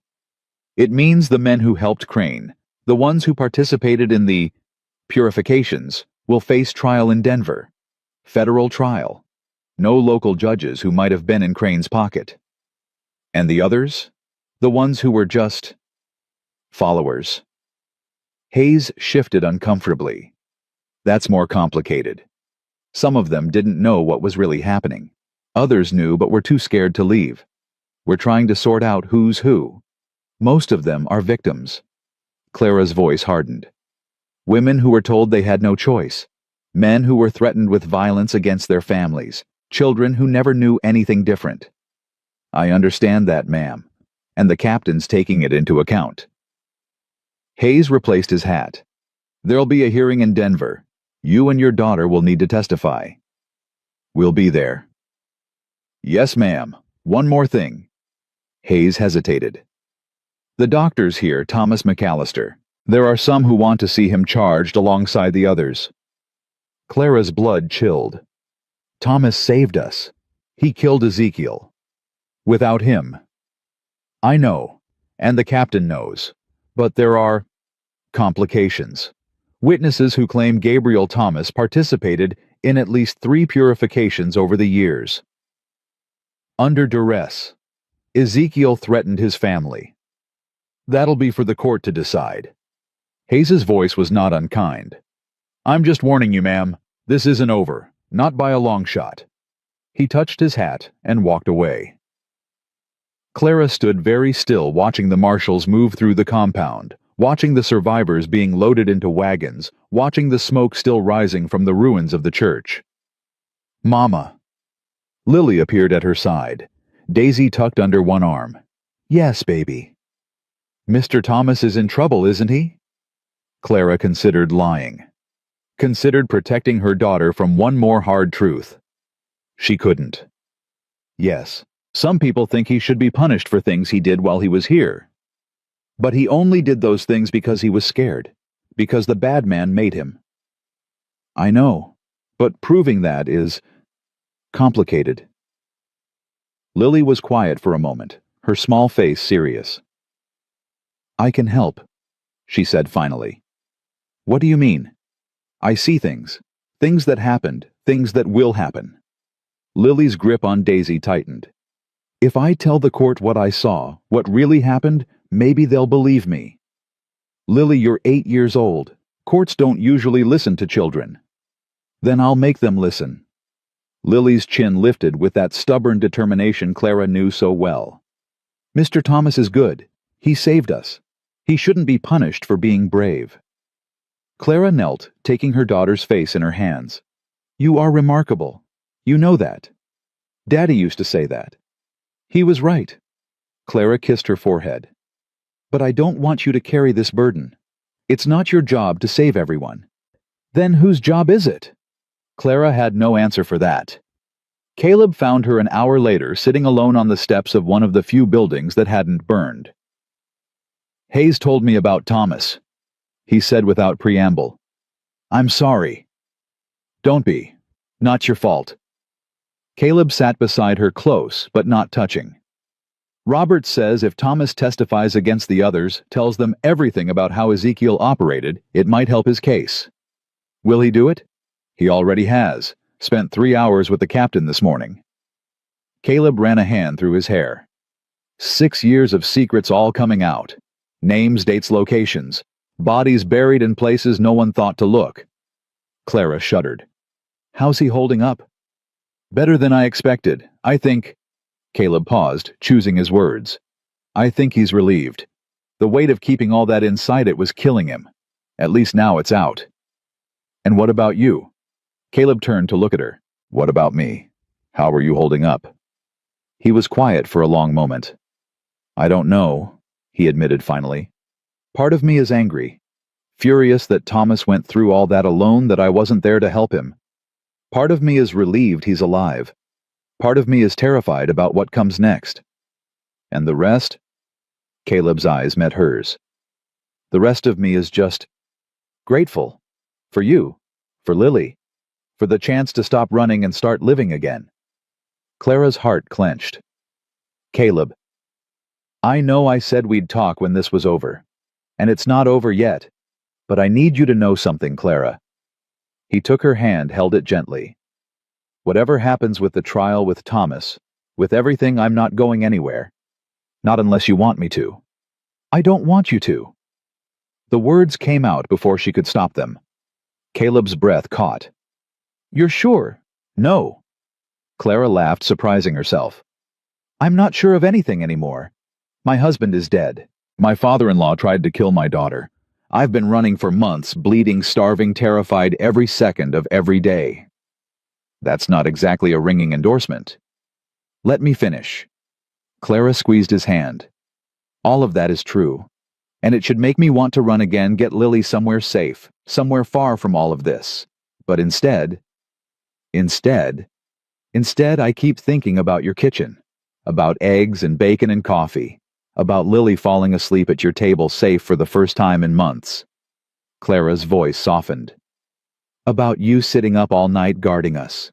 A stranger. A woman you'd never met. You weren't a stranger. Caleb's thumb traced circles on her palm. Not after the first 5 minutes. I looked at you and I saw, I don't know, someone who'd been through hell and was still standing. Someone who'd do anything to protect her child. I'm not special. You're wrong. He lifted her hand, pressed it to his chest. You're the bravest person I've ever met. And I've met a lot of people, Clara. Soldiers, doctors, men who thought they knew what courage meant. None of them hold a candle to you. Clara's eyes burned. You don't know me. Not really. Then let me learn. His voice dropped, urgent now. Let me earn it. Your trust, your friendship, whatever you're willing to give. I'm not asking for everything. I'm just asking for a chance. Clara looked at him, this broken, beautiful man who'd opened his door to strangers and fought beside her against impossible odds. One condition, she said finally. Anything. We do this right, slowly. No rushing into anything because we almost died together. I can do slow. And Lily comes first. Always. No matter what. Clara. Caleb's voice was fierce. Lily already comes first. For both of us. She believed him. That was the most terrifying part. Okay, she whispered. Okay. Okay. We'll try. Clara managed a shaky smile. But if you break my daughter's heart, you'll shoot me. I know. Caleb's smile matched hers. Fair warning, though. If anyone breaks hearts around here, it'll probably be me. I'm out of practice at all of this. We'll figure it out together. Together. He tested the word like it was new. I like the sound of that. Me too. They sat there as the sun climbed higher, hands intertwined, watching the marshals work, watching the survivors rebuild, watching the ashes of the old world settle around them. It wasn't perfect. It wasn't even close to perfect. But it was real. And for now, that was enough. Dawson found them at sunset. His arm was in a sling, his face still bruised, but his eyes were clearer than Clara had ever seen them. Martha's going to be all right, he said without preamble. Doctor says she needs rest, but she'll recover. That's good news. Clara shifted to make room for him on the steps. How is she? Really? Confused, scared, ashamed. Dawson lowered himself carefully, wincing. 3 years of believing Ezekiel's lies. Finding out it was all manipulation. That takes time to process. She wasn't the only one fooled. I know, but she was my daughter. I should have protected her better. You did what you could. Caleb's voice was firm. You spent 3 years building a case against Crane. You risked everything to bring him down. And almost got everyone killed in the process. But you didn't. Clara touched his arm. We're alive. Martha's alive. And Ezekiel is dead. That's not nothing. Dawson was quiet for a long moment. The captain wants me to testify too, he said finally. About my investigation. About what I learned. Will you? Already agreed to. It's the least I can do. He looked toward the cabin where Martha was resting. But after that, I don't know. I've been so focused on bringing Crane down, I never thought about what comes next. What do you want? Clara asked. Dawson considered the question. I want my daughter back, he said finally. Not the woman Ezekiel made her into. The girl she was before. The one who laughed and dreamed and believed in good things. She's still in there. Maybe. Dawson's voice was tired. I hope so. She is. Lily's voice came from behind them. Clara turned. Her daughter stood in the doorway, Daisy tucked under her arm, face solemn. How do you know? Dawson asked. Because I saw her. Yesterday when the church was burning. Lily moved to stand beside her mother. She was crying, not because she was scared, because she was relieved. Dawson's breath caught. You saw that? I see a lot of things. Lily's voice was matter-of-fact. And I saw Martha's face when she realized it was over. She looked like Mama did when we found Mr. Caleb's house, like she'd been holding her breath for years and finally got to let it out. Lily. Your daughter loves you, Sheriff Dawson. Lily's eyes met his. She never stopped. She was just too scared to show it. But the scared part is over now. You just have to help her remember who she used to be. Dawson stared at this strange, knowing child. How old are you again? 8. You talk like you're 40. That's what Mama says too. Lily shrugged. I can't help what I see. I just see it. Dawson shook his head slowly. Ezekiel was right about one thing, he said quietly. You are special, little one. Just not in the way he thought. I'm not special. I'm just different. Different is good. Dawson pushed himself to his feet, grimacing. Different keeps the world interesting. He touched his hat to Clara, nodded to Caleb, and walked slowly toward the cabin where his daughter waited. Lily watched him go. He's going to be okay, she said finally. Both of them. It'll take time, but they'll find their way back to each other. You see that too? No. Lily's voice softened. Some things I just believe. Clara pulled her daughter close, pressing a kiss to her hair. When did you get so wise? I've always been wise. You just weren't paying attention. I'm paying attention now. Good. Lily leaned into her mother's embrace. Because I have one more thing to tell you. What's that? Lily looked up, her eyes finding Caleb's over Clara's shoulder. He's going to ask you something important soon. Something about staying. Clara's breath caught. Lily. And when he does, you should say yes. Lily's voice was certain. Because we belong here. With him. I've known it since the first night when he carried you into his house. Clara looked at Caleb. He looked back at her, something like wonder in his gray eyes. She's something else, he murmured. She's mine, Clara replied. Yeah. Caleb's smile was slow, warm, real. She is. They sat together as the stars came out, a woman and her daughter and a man who'd forgotten how to hope until hope came bleeding to his door. It wasn't perfect, but it was theirs, and that Clara realized was everything. 6 months later, the snow had melted. Clara stood on the porch of Caleb's farmhouse, their farmhouse now watching Lily chase fireflies through the tall grass. The child's laughter echoed across the valley pure and bright, a sound Clara had once feared she'd never hear again. She's happy. Caleb's voice came from behind her. His arms slid around her waist, pulling her back against his chest. She is. Clara leaned into him. I almost don't recognize her sometimes. This laughing, running, playing child. It's like she's becoming who she was always meant to be. She's becoming herself, finally. They watched in comfortable silence as Lily caught a firefly in her cupped hands, examined it with wonder, then released it back into the evening air. Thomas sent a letter, Caleb said finally. The trial's over. He's been cleared of all charges. Clara's breath caught. Really? Judge ruled he acted under extreme duress. Said there was no evidence of willing participation in any of Crane's crimes. Caleb's voice roughened. He's free, Clara. Really free. Where is he now? Denver. Working at a hospital there. Says the doctors are impressed with his skills. A pause. Says he's thinking of coming to visit, if we'll have him. Clara turned in Caleb's arms, looked up at his face. Is that what you want? I want my brother back. Caleb's voice was simple, honest. I want him to meet you properly, to see what we've built here, to know he has a family again. Then tell him to come. You're sure? After everything? Caleb? Clara touched his face.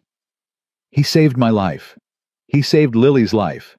He killed the man who murdered my husband and tried to destroy my daughter. Her voice softened. He's welcome in our home. Always. Caleb kissed her forehead. I don't deserve you. Probably not. Clara smiled. But you're stuck with me anyway. Best thing that ever happened to me, being stuck with you. Mama, Mr. Caleb. Lily came running toward them, Daisy bouncing under her arm. Come look, the fireflies are making patterns. Clara exchanged a glance with Caleb. Patterns. Like writing, like they're trying to tell me something. They followed Lily into the meadow where hundreds of fireflies danced in the gathering dusk. Clara didn't see any patterns, just the random flickering of light she'd known all her life. But Lily stood transfixed, her eyes tracking movements invisible to everyone else. What do they say? Caleb asked, his voice gentle. They say good things are coming. Lily's face lit up with a smile. They say we're going to be okay. Clara's throat tightened. And you believe them? I believe everything's going to be different now. Better. Lily turned to look at them, her eyes shining. I believe we're home. Home. The word settled into Clara's chest like a warm stone. For so long, home had been a memory, a dream, something she'd lost the night Samuel died and never expected to find again. But looking at Caleb's farmhouse in the fading light at the garden she'd planted at the curtains, she'd hung at the life they'd built together from the ashes of their separate tragedies. She realized Lily was right. They were home. The letter arrived 3 weeks later. Clara recognized the handwriting immediately, Thomas's careful script so different from Caleb's rough scrawl. "He's coming next month," she told Caleb over breakfast. "Wants to stay for a week if we can manage." "We can manage." Caleb poured her more coffee. "I'll fix up the back room. It needs work anyway." "You've been saying that for months. Now I have motivation." Lily looked up from her porridge. "Is Mr. Thomas nice?" "He saved our lives, remember?" "I know, but is he nice?" Clara and Caleb exchanged glances. "I think so," Caleb said carefully. "He's been through a lot. It might take him time to feel comfortable around people again." "Like you." Caleb's eyebrows rose. "What do you mean?" "When we first came here, you weren't nice. You were grumpy, and you wanted us to leave." Lily's voice was matter-of-fact. "But then you became nice, really nice. Maybe Mr. Thomas will too." "Maybe he will." "I hope so." Lily returned to her porridge. "I already picked out which drawings to show him." Clara smiled. In the months since the fire, Lily had started drawing again, but different things now. Flowers, animals, the farmhouse at sunset. Images of beauty instead of prophecy. The nightmares had faded. The silences had grown shorter. The child who'd once refused to speak now chattered constantly, filling the farmhouse with life and noise and joy. It wasn't perfect. Some nights Lily still woke screaming. Some days Clara still flinched at loud noises. Some moments Caleb still retreated into himself, lost in memories of war and loss. But they were healing, slowly, imperfectly together. And that was enough. Dawson came to visit a week before Thomas was due to arrive. He brought Martha with him. Clara watched the young woman climb down from the wagon, her red hair catching the sunlight, her face still pale, but no longer hollow. "Mrs. Whitmore." Martha's voice was barely audible. "I wanted to. I needed to." "Clara." She stepped forward, took Martha's hands. "Call me Clara." "Clara." Martha's eyes filled with tears. "I'm so sorry. For everything. For betraying you. For—" "You didn't betray anyone." Clara squeezed her hands. "You did what you had to do to survive. I understand that better than most. But people almost died because of me." "People did die. Because of Ezekiel. Not because of you." Martha shook her head, tears spilling over. "I should have been stronger, should have found another way." "There was no other way." Clara's voice gentled. "Believe me, I looked for years. When a man like Ezekiel controls every aspect of your life, threatens everyone you love, you do what he says. That's not weakness. That's survival." Martha was quiet for a long moment. Then unexpectedly she hugged Clara. It was awkward, tentative, the embrace of someone who'd forgotten how to accept comfort. But Clara held on, letting the younger woman cling to her, letting her cry. "I'm trying to forgive myself," Martha whispered. "Daddy says it takes time." "Your father's a wise man." "He's stubborn." A watery laugh. "Won't let me give up. Won't let me disappear into the guilt. That's what family does." Martha pulled back, wiping her eyes. "Is it true, what they say about your daughter?" Clara tensed. "What do they say? That she sees things. Things that haven't happened yet. She perceives things differently. I don't know if it's prophecy or intuition or something else entirely." Clara looked toward the house where Lily was showing Caleb's horse how to eat an apple from her hand. "She's just a child. A special child, but still a child." "I believe you." Martha's voice was soft. "I just wanted to say what she told my father. About me still loving him. About me being relieved when the church burned." She swallowed hard. She was right. About all of it. Lily has a gift for seeing the truth in people. It's more than that. Martha's eyes found Lily in the distance. She saw me. Really saw me. When everyone else just saw what Ezekiel made me into. A pause. "That's not nothing." No. Clara watched her daughter laugh as the horse nuzzled her palm. It's not. Dawson stayed for dinner. They ate on the porch as the sun set, talking about everything and nothing. The weather, the crops, the new schoolhouse being built in Silver Creek. Normal things. Safe things. Federal marshals finished their investigation last month, Dawson said eventually. 23 convictions so far, more to come. And the survivors. The ones who weren't willing participants. Most have scattered, started new lives. A few went back to families they'd been taken from. Dawson set down his fork. Some couldn't adjust. The outside world was too big, too uncertain. Where are they now? Some in Denver. There's a church there, a real church, not like Ezekiel's that's been taking them in, helping them find their feet. That's good. Clara glanced at Martha, who was helping Lily identify constellations in the darkening sky. Everyone deserves a second chance. Even people who did bad things. Especially them. Clara met Dawson's eyes. I spent 6 years in that compound. Did things I'm not proud of. Turned a blind eye to things I shouldn't have. Her voice steadied. If I don't believe in second chances, then what hope do I have for myself? Dawson was quiet for a long moment. You're a remarkable woman, Clara Whitmore. I'm a survivor. There's a difference. Is there? Dawson stood, reaching for his hat. From where I'm sitting, they look pretty similar. He gathered Martha made his goodbyes, promised to return soon. Clara watched their wagon disappear over the ridge, then turned to find Caleb watching her. What? Nothing. But his eyes were soft. Just thinking about how lucky I am. Lucky. That you bled all over my fence that night. His voice roughened. That you didn't give up, that you trusted me enough to stay. I didn't have much choice. You had choices. Caleb moved closer. You could have run the moment the sun came up, could have taken Lily and disappeared. Instead you stayed, fought beside me, saved my brother's life. You saved ours first. That's not...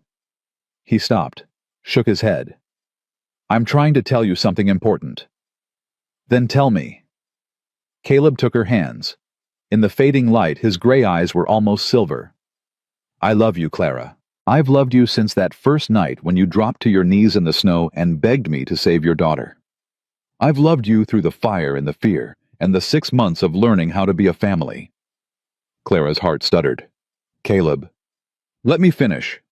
He squeezed her hands. I know it's too soon. I know you lost your husband barely a year ago. I know there are 100 reasons why this is complicated and messy, and probably a terrible idea. But I'm going to ask anyway. His voice dropped. Clara Whitmore, will you marry me? The question hung in the air between them. Clara looked at this man, this broken, beautiful, stubborn man, who'd opened his door to strangers, and fought beside her against impossible odds.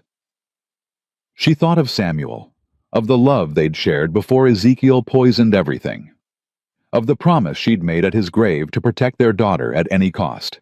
She thought of Lily, thriving here, happy here, finally becoming the child she was meant to be. She thought of the future, not the dark, terrifying future she'd feared for so long, but something brighter, something possible. Yes. The word came out quiet, certain. Caleb's face transformed. Yes. Yes. Clara laughed, tears spilling down her cheeks. Yes, I'll marry you. Yes, I'll stay. Yes to all of it. He kissed her, then deep and desperate, and full of everything he couldn't put into words. When they finally broke apart, Lily was standing in the doorway, Daisy clutched to her chest, a knowing smile on her face. I told you, she said simply. I told you he was going to ask something important. You did. Clara held out her arm and Lily ran to her, burrowing into the embrace. You always know, don't you? Not always. Lily looked up at Caleb. But I knew this. I knew it the first night. How? Because you looked at Mama the way Daddy used to, before everything went bad. Lily's voice was soft. And Mama looked at you like she'd forgotten how to be scared. Caleb crouched down to Lily's level. I'm going to marry your mama, he said seriously, if that's all right with you. It's all right. I won't try to replace your father. I know how much you loved him. I know. Lily tilted her head. But you could be something else, something new. What kind of something? Lily considered this. A friend, she said finally. A good friend who lives with us and loves Mama and helps take care of things. I can do that. And maybe... Lily's voice dropped suddenly shy. Maybe someday when it feels right. Maybe I could call you something different. Caleb's throat worked. What kind of something different? Lily didn't answer directly. Instead, she stepped forward and hugged him, the first time she'd initiated contact since they'd arrived at his farmhouse all those months ago. Caleb wrapped his arms around her carefully like she was made of glass. Thank you, he whispered, for trusting me. Thank you for saving us. Lily pulled back, her eyes bright. And for making Mama smile again. Thomas arrived on a Thursday. Clara watched him climb down from the stagecoach, thinner than she remembered, but standing straighter, his eyes clearer. Caleb moved past her, crossing the distance to his brother in 3 long strides. They stood facing each other for a moment, 2 men shaped by the same tragedy, separated by years and lies and impossible choices. Then Caleb pulled Thomas into a fierce embrace. Welcome home, he said roughly. I don't have a home anymore. Yes, you do. Caleb pulled back, gripping his brother's shoulders. Right here, as long as you want it. Thomas's composure cracked. I don't deserve... Stop. Caleb's voice was firm. We're done talking about what we deserve. We're talking about what we have. And what we have is each other. Finally. Thomas's eyes found Clara still standing on the porch with Lily. Mrs. Whitmore, I hope my being here isn't... Clara. She came down the steps, extending her hand. And you're welcome here, always. Thomas took her hand, held it gently. I never properly thanked you. For what you did. For coming after Caleb, when you could have run. I couldn't have run. Not really. Clara squeezed his fingers. Some things are worth fighting for. Yes. Thomas's voice was quiet. I'm beginning to understand that. Lily appeared at Clara's side. You're Mr. Thomas. And you're Lily. Thomas crouched to her level. I've heard a lot about you. I've heard a lot about you too. Lily studied him with that uncanny intensity. You're different now. From before. Before, in the church, when you were sad and broken. Lily tilted her head. You're still sad sometimes, but you're not broken anymore. Thomas blinked. How do you know that? I just see it. Lily shrugged. You have light in you now. You didn't before. Thomas looked up at Caleb, something like wonder in his eyes. She really does see things, doesn't she? Yeah. Caleb's voice was fond. She really does. The week passed quickly. Thomas helped Caleb with the repairs on the barn. He examined Lily's old shoulder wound, pronounced it healed. He sat on the porch with Clara in the evenings, talking about everything and nothing. You make him happy, Thomas said one night when Caleb had gone to check on the horses. I haven't seen him like this since before the war. He makes me happy too. I know, I can see it. Thomas was quiet for a moment. When Ezekiel first took me in, he talked about family, about belonging, about finding your place in God's design. And now I realize I had a family all along. I just couldn't see it. Thomas's voice roughened. I spent 6 years protecting Caleb from a distance, telling myself it was the only way. But I was wrong. What do you mean? I mean I could have trusted him. Trusted that together we were stronger than apart. He shook his head. Instead, I let Ezekiel isolate me. Let him convince me that sacrifice was the only answer. You did what you thought was right. I did what was easiest. Thomas's correction was gentle but firm. Staying with Ezekiel, playing the faithful disciple, that was easier than facing my brother, easier than admitting I'd failed. You didn't fail. I killed people, Clara. Thomas's voice dropped. Not directly, but I helped, participated, stood by while Ezekiel destroyed lives. Under duress. Does that matter? In the end, Thomas looked at his hands. The people who died are still dead. The families that were shattered are still broken. My reasons don't change their suffering. Clara was quiet for a long moment. No, she said finally. They don't. But they change what happens next. What do you mean? I mean, you have a choice now. You can spend the rest of your life drowning in guilt, or you can use what you went through to help others. Clara's voice gentled. The hospital in Denver, the survivors who are still struggling, the people who need someone who understands. You think I can make a difference? I think you already have. Clara touched his arm. You saved us, Thomas. Caleb, me, Lily, we'd all be dead without you. That's not nothing. It doesn't feel like enough. It's never going to feel like enough. That's the price of survival. Clara met his eyes. But you keep going anyway. Keep trying to balance the scales. Not because you'll ever succeed, but because the trying is what matters. Thomas stared at her. How do you do it? Carry all that weight and still function. I have help. Clara glanced toward the barn, where Caleb's lantern was visible through the open door. I have people who remind me that I'm more than the worst thing that ever happened to me. And you think I can find that too? I think you already have. Clara touched his shoulder. You just have to let yourself believe it. She went inside, leaving Thomas alone with the stars and his thoughts. The wedding was small. Dawson officiated. He'd gotten ordained specifically for the occasion, and Martha stood as Clara's witness. Thomas stood for Caleb. Lily held the rings. Do you, Caleb McAllister, take this woman to be your wife? To have and to hold through good times and bad, for as long as you both shall live. Caleb's eyes never left Clara's face. I do.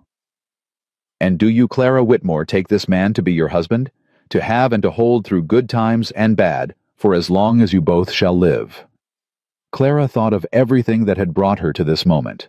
The terror and the flight, the blood and the fire, the stranger who'd opened his door and changed her life. I do. Then by the power vested in me by the territory of Wyoming, I now pronounce you husband and wife. Dawson smiled. You may kiss the bride. Caleb kissed her softly, reverently, like she was something precious. When they broke apart, Lily was tugging at Clara's dress. Mama? Yes, baby. Does this mean Mr. Caleb is my family now? For real? Clara knelt, took her daughter's hands. He's been your family for a while now. This just makes it official. Official? Lily tested the word. I like that. Yeah.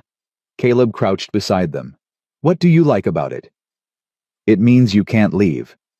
Lily's voice was small, but certain. Official family stays. Lily.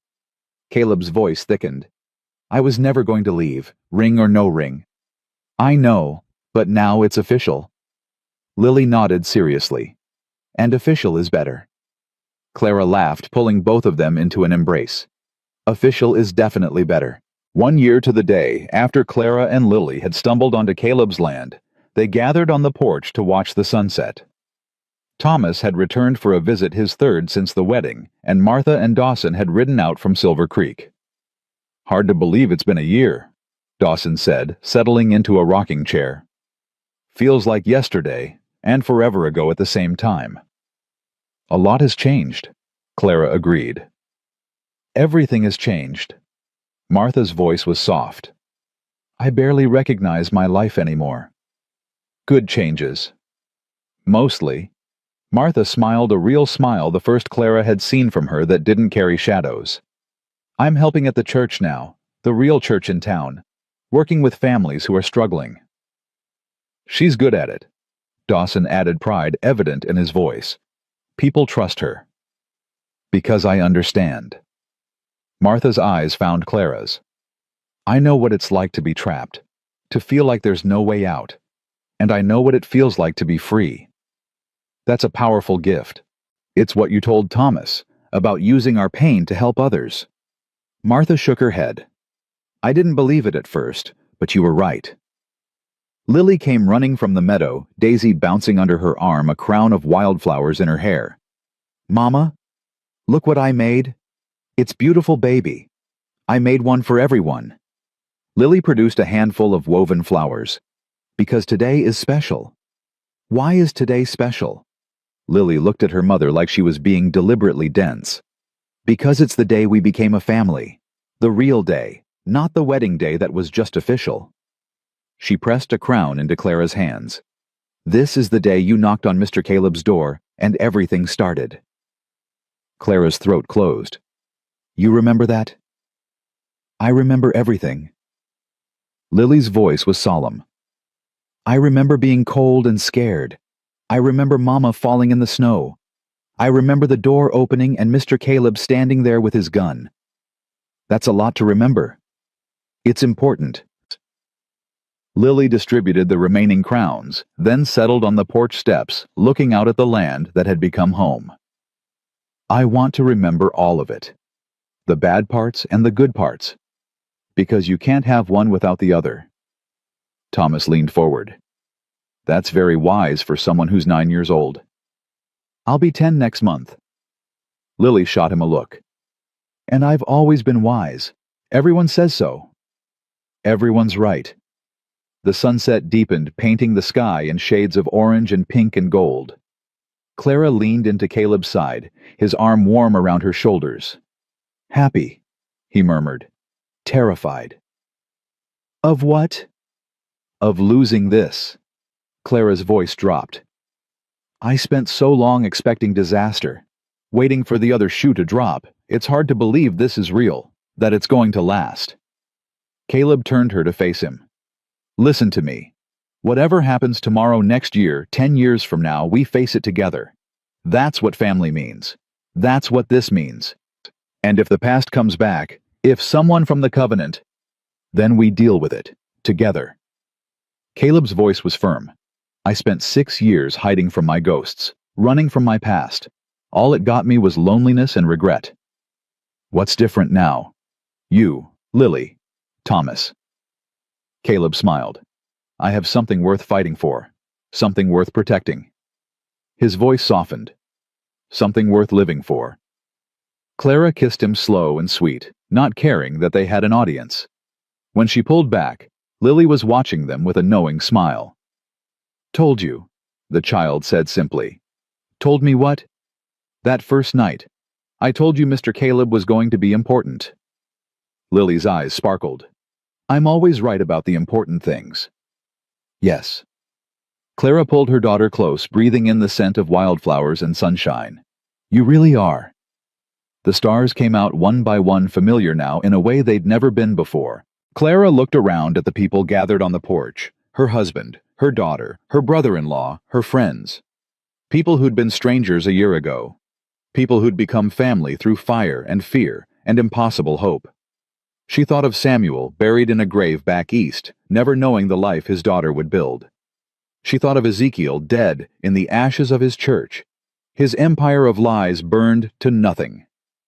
She thought of herself the woman she'd been a year ago, bleeding and desperate, and ready to do anything to save her child. Mama, Lily's voice was sleepy now. What are you thinking about? The future. What about it? Clara looked at Caleb, at Thomas, at Martha, and Dawson at the farmhouse that had become their sanctuary. I'm thinking, she said slowly, that for the first time in a very long time, I'm not afraid of it. Good. Lily yawned, burrowing closer. Because the future is going to be beautiful. I've seen it. Have you? Lily's eyes drifted closed. There's a garden, and horses, and a baby. She was asleep before she could finish. Clara's breath caught. She looked at Caleb, found him watching her with wide eyes. Did she just say, I think she did? But we haven't even... I know. They stared at each other, shock giving way to wonder, giving way to something that felt like joy. Well, Caleb's voice was rough. Guess we have something to look forward to. Guess we do. Clara settled back against her husband, her sleeping daughter in her arms. Her impossible family gathered around her. A year ago, she'd been running for her life, bleeding in the snow, praying for a miracle she no longer believed in.